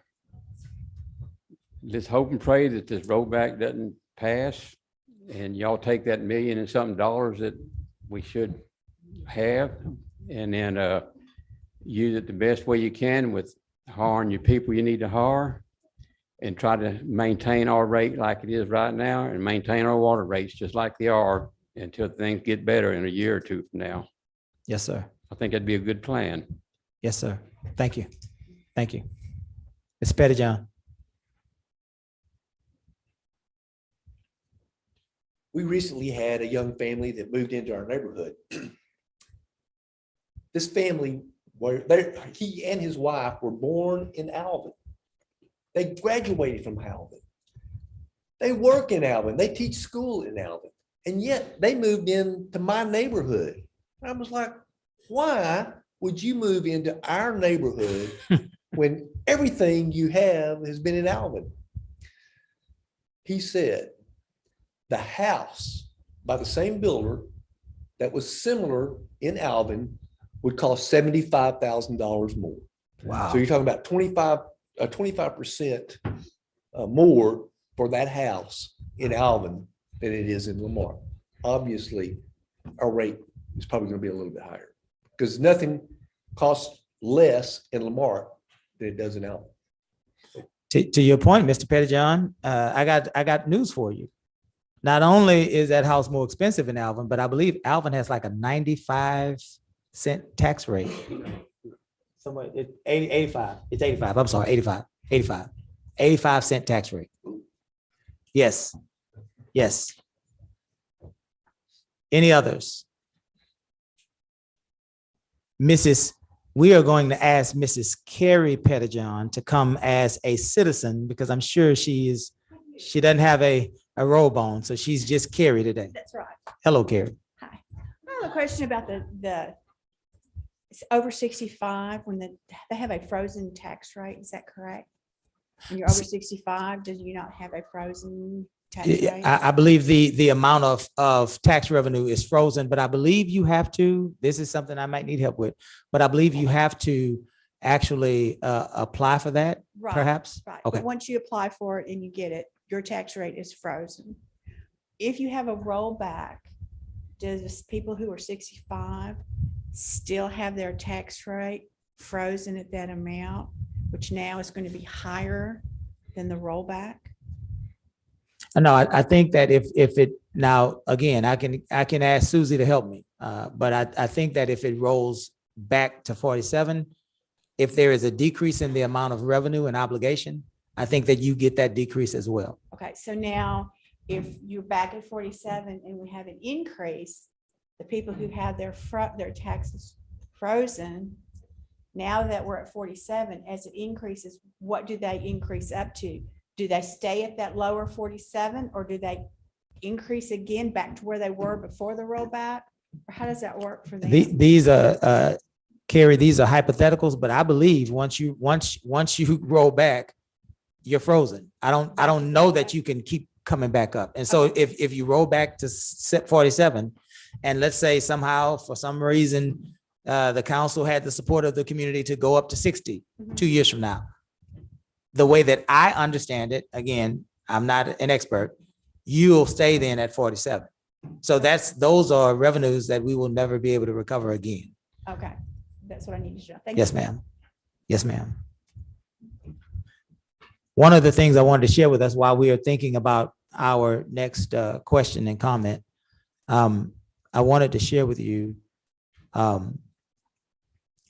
that our city in the past 4 to 5 years, our population has grown about 5,000 people.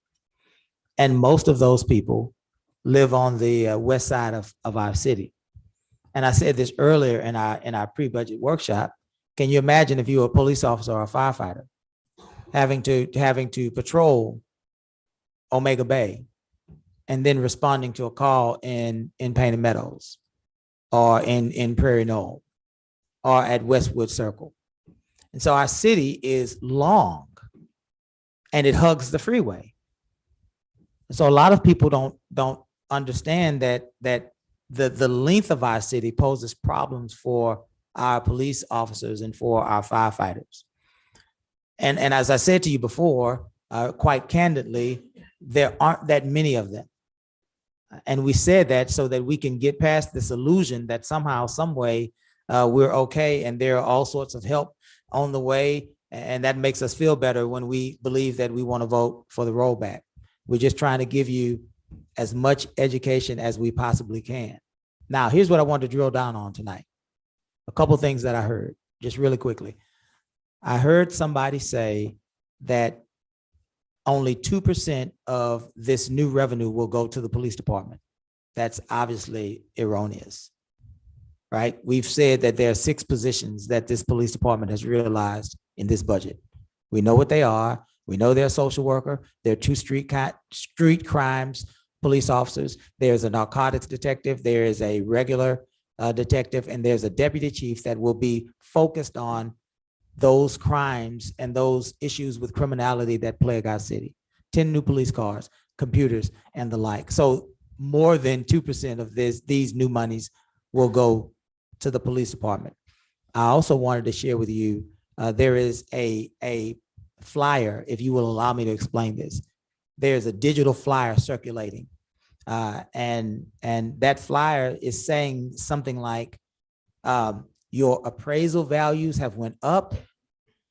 The city is holding its tax rate the same. And you know what they're doing? What they're doing is they're giving you a tax increase because they know the valuations have went up, even though they're holding the rate the same. That's what they're saying to you, right? This city, historically, has never raised our tax rate. And that has happened because what we have done is whatever monies we were able to get out of higher valuations, and many years it was only $100,000, $150,000. We use those monies to help expand city services. This year, it happens to be $1 million. But this council is not behaving in a way that we have never behaved before. We did it when James Osteen was on the council. We did it when Robert Mishtich was on the council. This is our normal mode of behavior, but let me drill down even further. They're saying to us that we can maintain the city at the same level of revenue that we did last year. Well, this year we have 8.5% inflation this year. This year, fuel costs are up. This year, we had to put a 2% cost of living increase in our budget for all of our employees so that they would not leave, because League City, Dickinson, Texas City, and other cities are knocking at their door. That was different from last year. The contractors that we contract with on a regular basis, those contractors' bids are higher this year. Everything is going up. So please tell this council how we are to make sure that you have everything you had last year with the same amount of money that we raised last year, while everything else around us and every invoice we get as a city, all of that has gone up. How do we then take the same amount of money from last year and make it stretch for this year when I've just given you 4 different areas that costs have went up in our city? It is impossible. And that's why those that are for the rollback can't provide a plan, because numbers don't lie. And 1 + 1 is 2 every day, all day. Are we figuring it out yet? All right. I just wanted to make a point, Mayor, just a point of clarification on what you said, because what I've heard the last 2 workshops, and I'm sure all the councils that are here present and Councilwoman Yancey, who is via Zoom, I'm not hearing that folks want the same level of service. You're exactly right. I've heard they actually want a higher level of service. Yes, sir. I hear that you want us to fix your streets, that you want us to add lights, that you want us to fix your drainage issues. They want us to do all these things. You want us to dress your parks. You want us to keep Lamarck beautiful in more ways than just having an actual committee do it. You want us to do some of it ourselves. You want us to do more, right? From everybody here, we're all being asked to do more, not the same, not less, more. And you're asking us to do it at a lower tax rate with the same or possibly less funding. I just want to make sure that I'm speaking that accurately amongst everybody here, That's true. because that's what I've heard the last 2 budget workshops, that I've got pages of notes that we want more, better, increased services. We're blessed to have the staff that we do have here. I'm afraid that they're going to go elsewhere. So Sorry, that was to no, clarify. no, you're fine. You're fine. Anybody want to jump in here at this juncture of what we're talking about? Come on, Mr. Rogers. State your name, your address. Certainly, we know you're a business owner here, so you can state your business address. Yes, my name is Frederick Rogers. I was invited here this evening, and I actually live in League City, but I do own a business here in Lamarck. A couple of things that I've seen is I kind of given some attention to the rollback issue and the way that I see it. As a business owner, I would tell you the things that's important to me. Every single day, I have 17 realtors that come into the city to do business. And I ask them, what are their pain points? What are some of the things that they worry about? So as a business owner, what could I take to the leadership in this town to give better services? So the thing that people are concerned about from my vantage point, what I see is everybody is wanting this city to get much healthier in all aspects of its operations. You can only do that. You can't do that on a hope and a prayer. You can only do that in America with money. That has to happen. So when it comes to the policing in this city, I watch it from afar through all the media outlets. Lamarck has a different set of challenges. You cannot address the challenges in Lamarck the same way you address the challenges in Hitchcock or some of the others around it. It's a different set of challenges. Even though we may be smaller in numbers, the challenges are much greater, especially for the street cops that's riding out there having to take the fight to the bad guys every single day. One thing that really stands out as I talk to some of the officers, to become a peace officer in the state of Texas, that standard is pretty much the same. As the city manager said, they have options because all of the police departments is marketing for the talent. They want people to come to their agencies because there are shortfalls all across this country. That is a very thankless job, but it's a very needed job. We would never know the real consequences until you call the police and there's none available. So as the city continue to expand westward, we need more of everything to meet those needs. We're talking about response time to getting to the west side is going to take more assets, not just assets in terms of vehicles. It's going to take more manpower. You can't do that if you're actually trying to decrease the budget. It just don't make good business sense. Secondly, every now and then when I'm sitting at my office, the phone goes off that there's a water leak or shout going off. It happens. I've only been here for about 6 months. I've at least had that kind of, a main broker, something like that. I've had that at least 7 times since my short time of doing business in this city. I always want to know, what are the deeper circumstances? Do we just have aging infrastructure that needs to be replaced? If that's the case, you can't get that fixed by waiting on the state or the federal level to step in and help. Some of these things you're going to have to do for yourself. I hear people always talk about they want a world-class citizen. And we're in this city, it is just like League City. You have Interstate 45 coming through here. That is a magnificent source of revenue, but you got to have something that people is willing to get off those exits and spend money in this town. The number one thing when I start looking at where we're going to go do business, the first thing that any business person is going to want to look at is it safe? How safe is it? Yes. And when we're looking at Lamarck right now, let's be honest with ourselves. In comparison to some of the other places, it doesn't, from the outset looking in, it looks like a very unsafe place. But the reality is about 5% of the people is committing 100% of the crime. Let's be real about that. But in order to grow this city, I don't live here, but I pay taxes here. Yeah. I have no problem with where we are because I understand that in order to fix problems, you can't do it when you start trying to take away the very resources that needed to make that happen. So you guys continue to press forward. I think as a community, some of the things that needs to be done, sometimes people are ungrateful until it actually happens for them and they start seeing the return on the investment that has to be made. Sometimes change is very hard, but I just hope that we get this right and we continue to move in the right direction. We own to something good. We just got to persevere and get there. Thanks for your time. Thank you, Mr. Rogers.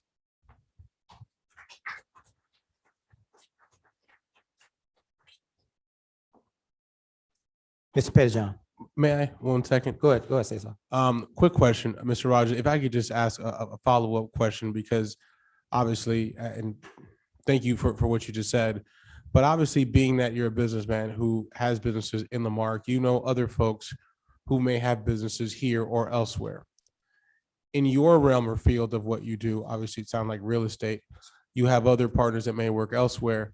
What type of things do you think, besides what you said, that may make it more reasonable and beneficial for you as a businessman, in other realms would make Lamarck more business friendly for some of your counterparts or any folks that are involved in business from the audience? Sure. The number one thing that I see in terms of no matter what business you get in, right? The number one thing is that do you have a supportive community? Is the barriers to get to business, are they very difficult? From my own standpoint, and having to work with everybody at City Hall, the community development people, the fire departments, I always tell my friends, hey, if you have some money to invest, I tell you, Lamarck is open for business, and they have the leadership, the staff, the mayor, the council.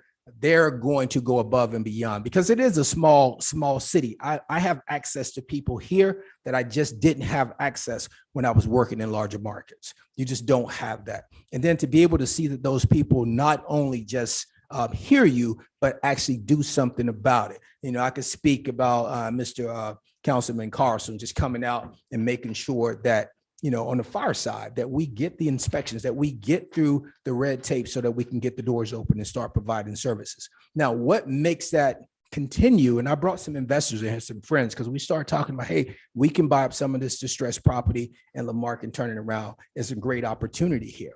But in order to do that, everybody is worried about the protection of their property. Most cities of this size cannot afford a paid fire department. It's very expensive. Yep. And cities this size historically cannot afford that. We're very lucky. And once the greatest fear that all of us should be majorly concerned about, whenever you start cutting money, the first thing that we look to reduce is manpower because it costs the most. And I'm always concerned about if you take away a $40,000 out of the budget, that means there's a real possibility that some of our highest paid people, which is police officers, will start getting cut back. And then we run the risk of those same people having to pick up part-time jobs to meet the ends meet for their family. Now, the danger in that is that we have an officer coming on after working a shift at a bank, and he's going to pull 10 or 12 hours. We know that we have a high run rate in the city. I want those people to be alert. I want them to be paid well so that they can deliver what we need as a citizen to make me feel protected. That's it. That answers my question. Absolutely. That's it. Ms. Pettyjohn. I'd just like to say one other thing, perception. And 14 years ago, my wife and I moved here. We bought a house. And when I told people I had bought a house in Lamarck, they said, "You're crazy. It's so dangerous there." I have been up and down almost every single street in this city multiple times. I've never had a threat. Well, maybe until recently. Or felt unsafe or had any negative encounter with a citizen. So, like I say, this perception, yes, as Fred said, we've got a few people causing a lot of problems, but overall, it's extremely safe here, and I've never felt unsafe. Yeah. So, thank you. Let me share this with you while we're thinking. We got about maybe 10 minutes left, so that you all can have your last questions answered, maybe 15. One of the things, two of the things that this city, or three of those things that this city does not have in our budget, that we probably need in our budget, but we can't afford to have it: a street maintenance program. Everybody talks about the condition of their streets.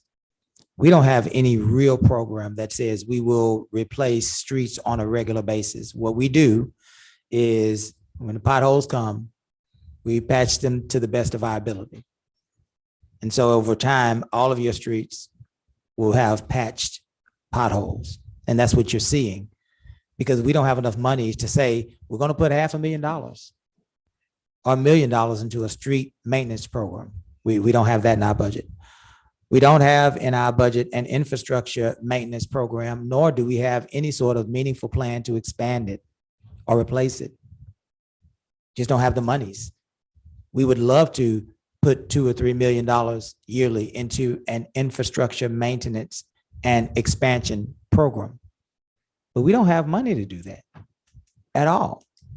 What about a vehicle replacement program or an equipment replacement program? Well, we don't have money for that either. So what we end up doing is we end up leasing these vehicles from Enterprise, and those are vehicles like police cars and detective cars and public works trucks, but they don't pay for grade-alls or grapple trucks. You have to have equipment replacement to do that, or you have to go into debt to get that done. Those are things that the majority of healthy cities have in their budget. And we don't have that because we don't have the money for any of that in our budget.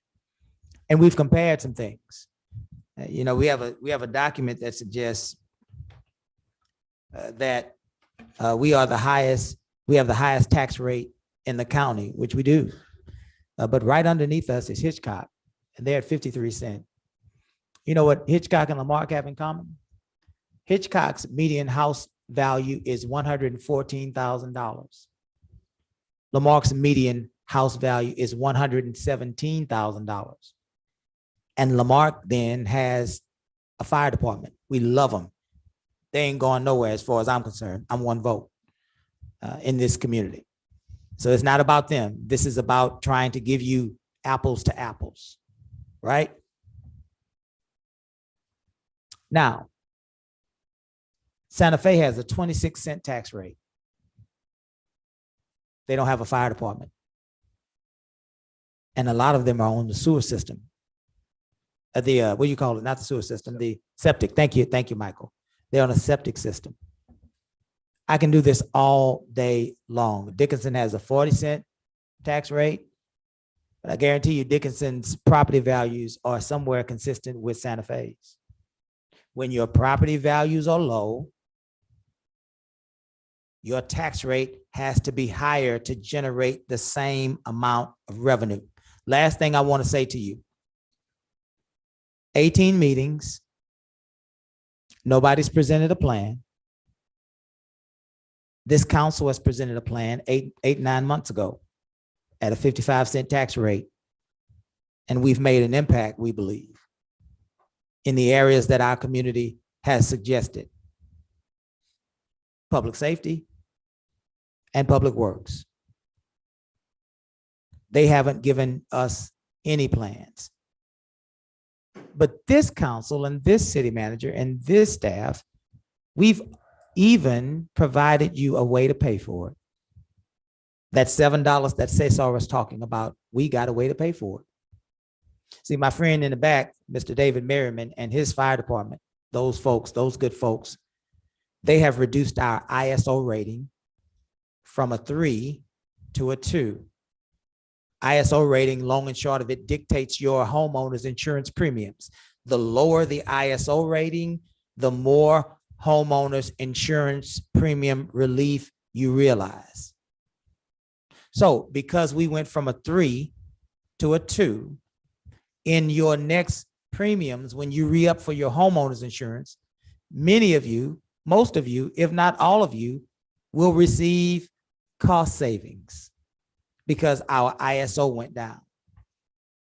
And I would venture to say that those cost savings will be equal to, if not more than, the $7 that we are looking at as relates to this 55-cent tax rate. So not only has this council provided for what you asked us to, but because the fire department was successfully lowered that ISO rating on your homeowner's insurance, you're going to receive savings. So this whole entire activity that we're all involved in, you're probably going to end up saving money. And you need to know that when you go to the polls to vote. Yeah, you may be paying a few more dollars on the tax side of it, but you're saving a few more dollars in your homeowner's premium. And so what it's going to look like if your homeowner's insurance and your tax bill is in your note, your house note, like most of ours is, you probably won't see any increase in your house note. Because while one is going up, the other one is going down. Now, folks won't tell you that. But that's the last thing I'm going to tell you before we open this up to council and Cesar and the rest of the questions that we have in this audience. I believe we're going to at least break even, family to family. Not based on a narrative or a philosophy or a talking point or spin, but based on factual evidence. ISO from 3 to 2. Cost savings in our homeowners premiums more than our $7 a month tax bill that we may face if this rollback fails. Very good. Cesar. If anybody would need more questions on ISO rating and how that affects your home ownership, if you want to talk to him tonight, Chief is in the back of the room. If your insurance requires any documentation for that, we'll see what we can do about putting some information out. Hopefully, JB can work with Chief about putting some information out on that so we can make residents aware of that, because the insurance companies may not readily provide that to you without you telling them. And I just, that's all I have for tonight. If anybody has any questions, I'll be available after. And thank you for everybody's support, and thank you for wanting to be part of the solution. Thank you. Yes, sir, Mr. Osteen.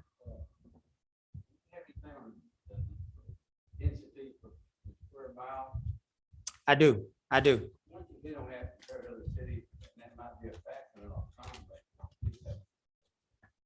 So for example, I'm glad you brought that up, council member. So for example, Hitchcock has about 8,000 in population, but their city is, their density, their city, I'm sorry, is 60.6 square miles. Hitchcock has 60 square miles for 8,000 people. Crazy, right? Anyway. And so that ends up being, their density ends up being 132 per square mile. 132 residents per square mile. Santa Fe has, their city is about 17.4 square miles in its size. They have about 13,674 residents. And so there are 786 square miles per resident, or 786 residents per square mile. That means 786 folk average a square mile.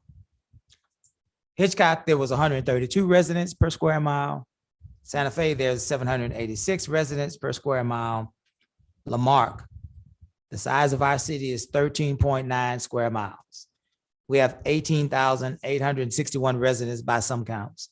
That means every square mile, we have 1,354 people per square mile. There are 1,300 people that we got to protect every square mile. Hitchcock has to protect only 132 square people each, 132 people each square mile, and Santa Fe square people. And Santa Fe has to protect, we're not protecting any square people around here anyway. Santa Fe has to protect 786 people per square mile. So there are more of us in a condensed place. And that's kind of like New York, isn't it? You got some of these cities with this high density. We'll find that where there's high density, there tends to be high crime for a lot of reasons. And so that's, again, another way for us to be able to understand why we are in the predicament we're in. At the end of the day, we want to give you as much information as we possibly can. And thank you, Councilman, for reminding me to share that with the audience. We're going to ask if our council members here have anything that they want to add, and then we're going to give it one more time to you. If you have any questions or concerns before we close, we'll give you a chance to voice those. But we're going to ask Mayor Pro Tem if he has anything he'd like to add tonight at this time. I don't want to make my friends in Alvin mad. Certainly I drive by there a lot, and I don't want the policeman to be mad at me when I speed. But the property tax rate is 76 cents. 76, I'm sorry. In Alvin. And there is a portion of Alvin, by the way, that is in Galveston County, a little portion. Yeah. So technically, if you want to make the argument, you could, that they have the highest tax rate in Galveston County. If you want to make that, just that little part. With regard to Carrie Pettyjohn's question, just to be clear, the seniors in Texas are permitted 65 and older an exemption to defer their taxes until their death, and therefore their estate will handle it. Just a caution, and Dr. Smith has always very articulate spokesperson in this area of affordable housing. What happens, unfortunately, is our poorer families sometimes take that option, and upon their death, they're not able to, the family is not able to pay the taxes, and they lose their home. So be cautious. Make sure you talk to your family about that particular option, because certainly the idea of not paying property taxes might be very something a person would seriously consider. But realize that you should have a plan associated with that if you do that option. And the last thing is, and I don't know if the city of Lamarck has this, but Mr. City Manager, Mr. Mayor, I'm certainly going to do some more research. It's up to the cities that we do have our general residence homestead exemption, which is $55,000, as I recall. And then the 65 and older. There are two other exemptions that other cities, such as Alvin, offer, which is an exemption of some amount for disabled persons. And there's another exemption available for disabled veterans. And I'd like to inquire whether and those are only available by adoption by local cities. And I don't know if we have those or not, but if not, that's something that I'd like us to get an answer. And if not, pursue an adoption of those ordinances as well on that side. So I've certainly taken a lot of notes as well too. So thank you for your comments. Yes, sir. Thank you, Mayor Pro Tem. Councilmember Carlson. I just want to say, excuse me. I want to thank everyone for showing up to any or all of the meetings. I've always preached ever since I got elected and even while I was running, take advantage of, get involved in your city. Get involved. And by participating even here tonight, that's involvement. I also support the democratic process. Okay, I'm not going to stomp that or smash that. That's for 22 years in the military. That's what I protected, the Constitution of the United States. Now, the rollback, yes, that's people's rights. They have the right to do that. I'm not going to say yay or nay. That's their right. Now, for the record, I myself, and I know the other council members and the mayor have said that we want to roll back taxes. Right now, for myself, now's not the right time. Now, once we get our commercial sales taxes up, yes, we can drop it. Now, also, this council's trying to do something that has been kicked down the road, kick a can down the road for the last 50 years. We're trying to fix the infrastructure. We're trying to take care, trying to take care of the crime rate. Kind of like McGruff the crime dog, take a bite out of crime. We're trying to do that. But it takes you as the voters. This is your chance to participate in the democratic process. So highly encourage you to vote. Whichever way, just get out and vote. So that's all I have. Thank you for everyone showing up. Thank you, Mike. Ms. Yancey. Hello, everyone. I am recovering from a cold, so I didn't want to infect anyone tonight. So thanks for allowing me to come in by Zoom. Very good meeting, very good information. I took notes as well. I ditto our fellow council people. I also want to give a shout out to our mayor and our city manager, who they have worked hard to make this as clear and plain as possible so that everyone can understand. Not only have the entire council done that, but we've taken some heavy hits personally as we try to move Lamarck forward. This is a defining moment for our city.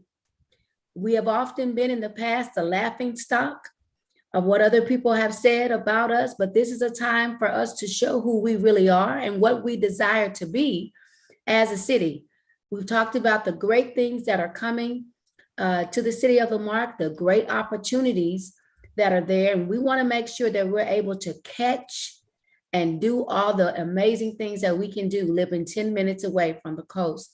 So I want to thank everyone that has participated, all of our staff that has worked hard to produce the visuals and the graphics to make it clear, and get ready to vote. It is your birthright. It is the American way to participate in your government.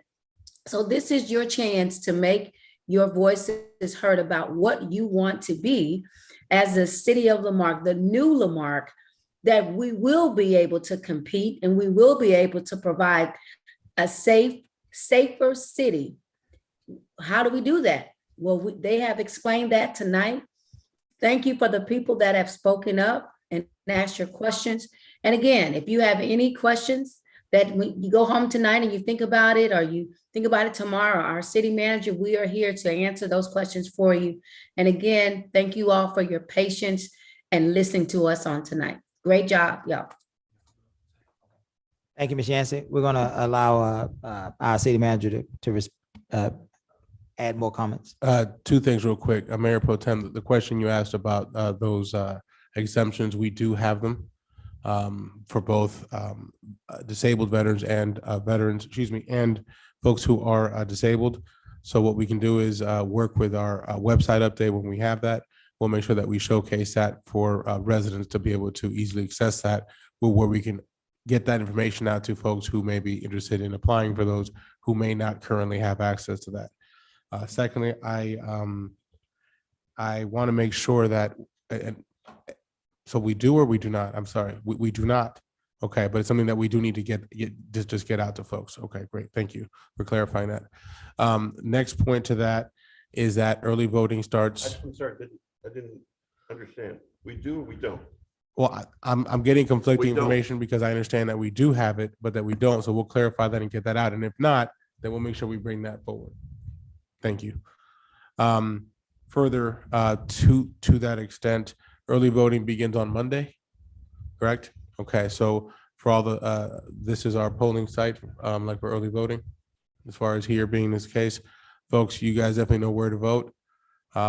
Please relay this information. We'll also make sure that we put this information, recording of this video and a slideshow of those visuals for folks to be able to hopefully ask or inquire with any questions and give us a call and we can address them. Thank you, Cesar.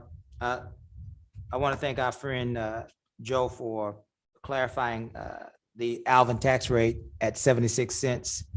The Pearsall tax rate, Pearsall, Texas, is 86 cents in 2020, and I believe it's 92 cents in 2021. And so we got to get our city straight. Thanks, Joe, for having my back. I also wanted Mr. Rogers to answer your question. These water lines and these main breaks, the vast majority of this is aging infrastructure. It really is. And it is, the infrastructure has been in place for so long that a lot of it has become lost over time, right? So let's be real about what we're dealing with. Now, folks shouldn't be busting our pipelines, right? That we should be having that happen to us. But it is an issue of aging infrastructure. Last thing I wanted to say, certainly it's all been laid out on the table and you have a big decision you have to make. And either way, I just think that I'm honored that you all would, and when I say you all, not just you all in the audience, but you all in this city, all of us, that we had this chance to have a discussion, that we had a chance to educate one another and to dialogue with one another. And the vast majority of these conversations have made me a better person. Whether we agreed or we disagreed, it's made me see perspectives that I didn't see. So I want to thank you all, those of you that I've had conversations with. I want to thank you for helping me, David and Osteen and Mr. Loftus and certainly many of you here in this room. I'm a better mayor for it. But here's what I want to share with you. Win, lose, draw, whatever side you find yourself voting on, May 8th, we are still a city. We're still a family. We have to live together. We have to work together. And we're going to have to interact with each other. And what I've seen over these past 9 months of this tax rollback experience is I've seen this issue go from being an issue on how we move our city forward financially and fiscally to some sort of an experience where we are now enemies. And there is some sort of tug of war between citizens. And all sorts of things have happened that have made us not feel good about ourselves. But we're a city. And when this is done, we're going to have to come back together. Now, here's a clue. Here's a clue. whenever you see people explaining their position and sticking to the issues, you have people that want to find a solution, whether they are for or against. They really want to find a solution.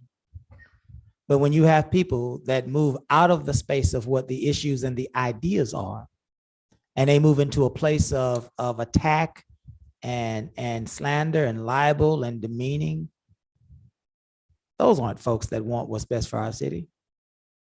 Those are folks that are hurting, and I feel sorry for them. Because I want everybody in this city to be happy and satisfied. And so I'm not angry at folks that have attacked for any reason. I look at them with love and forgiveness in my heart, because we have to move forward tomorrow. We got to. And as your mayor, I don't have time to hold grudges, and this council doesn't have time to hold grudges. We have to fix this. And so I pray that you all would take our leadership. We agree, we disagree sometimes on council, but we're one council. I think we can be one city. Some will vote for the tax rollback and some will vote against it. And that's okay. Both of them are equally okay. My hope and my encouragement to our city is, after we are done, we have to find a way to come together. Because if we maintain ourselves separately, our city is in big, big trouble. Are there any other comments or questions for the council in our last tax form? Ms. Pennington, you may come forward, and then my friend Joe's gonna.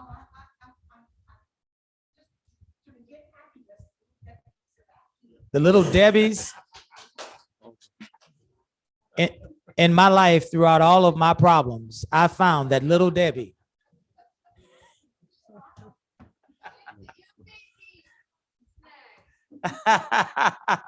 God bless you for that, Ms. Pennington. We do have snacks in the back. Thank you for that. Joe. I don't want to put your son on the spot if he's embarrassed, but when they mentioned Little Debbie's, I saw a smile for the first time while he's been seated here at this meeting.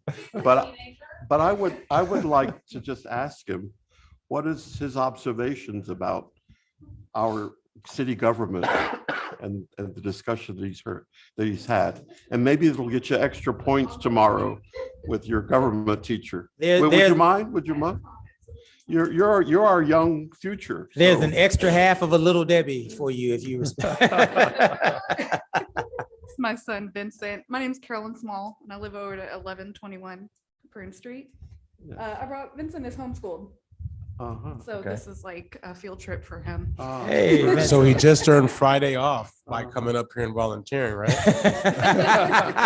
Field trip. I think he's caught up for the week. Did you have any comments you want to make?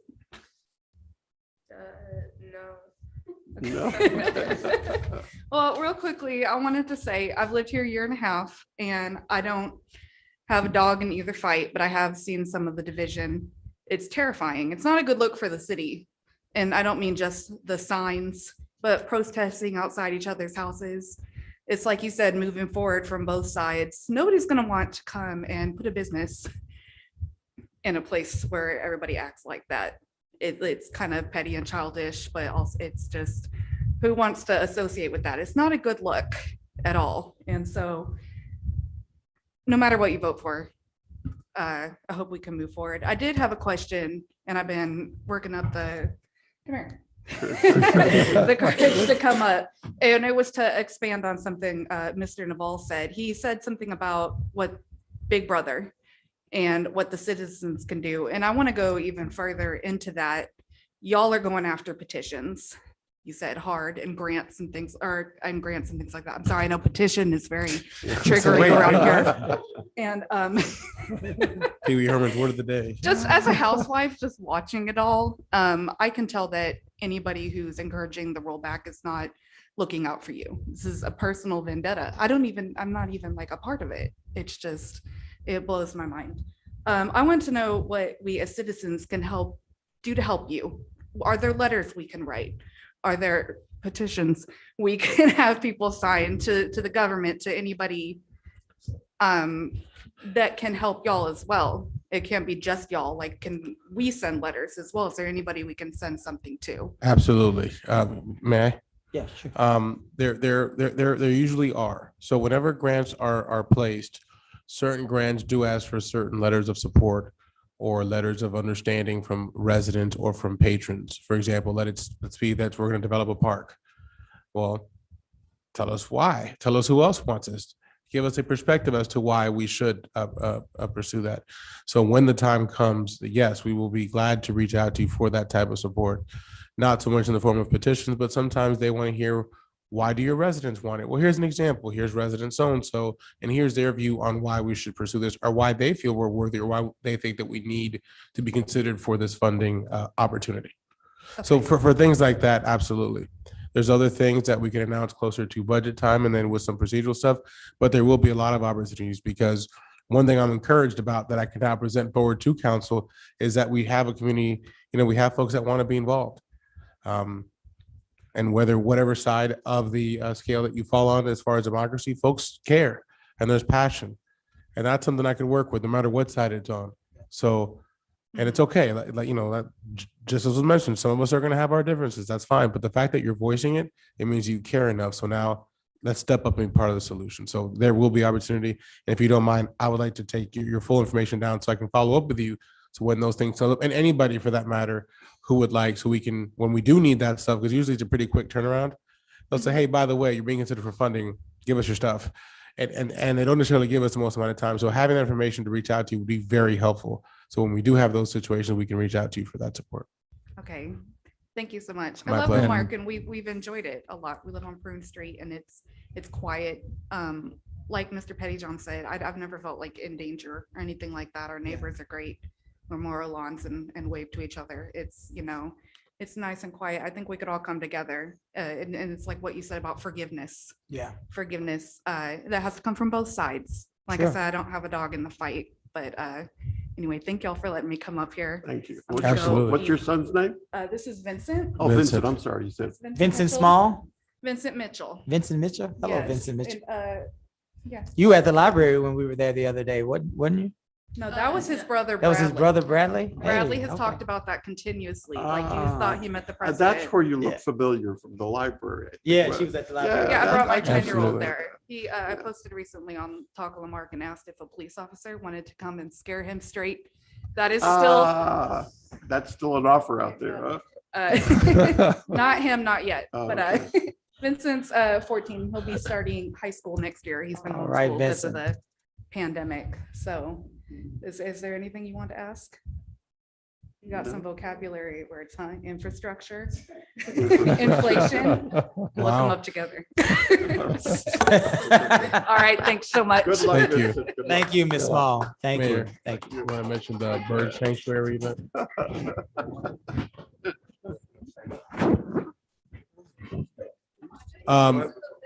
Just as a parting thought, before we give up the floor, want to remind folks, if we don't see you in a public setting between now and then, we have the bird sanctuary proclamation that'll be read tomorrow morning. That's already been posted and put out. And also Saturday morning, I saw a member of Keep Lamarck Beautiful. We have our spring cleaning event that will take place here at City Hall from 10 a.m. until 2 p.m. Very good, very good. If there's nothing further, going once, going twice, going 3 times for the issue of taxation. I'll entertain, well, we're not going to entertain a motion. I'll just adjourn. Thank y'all.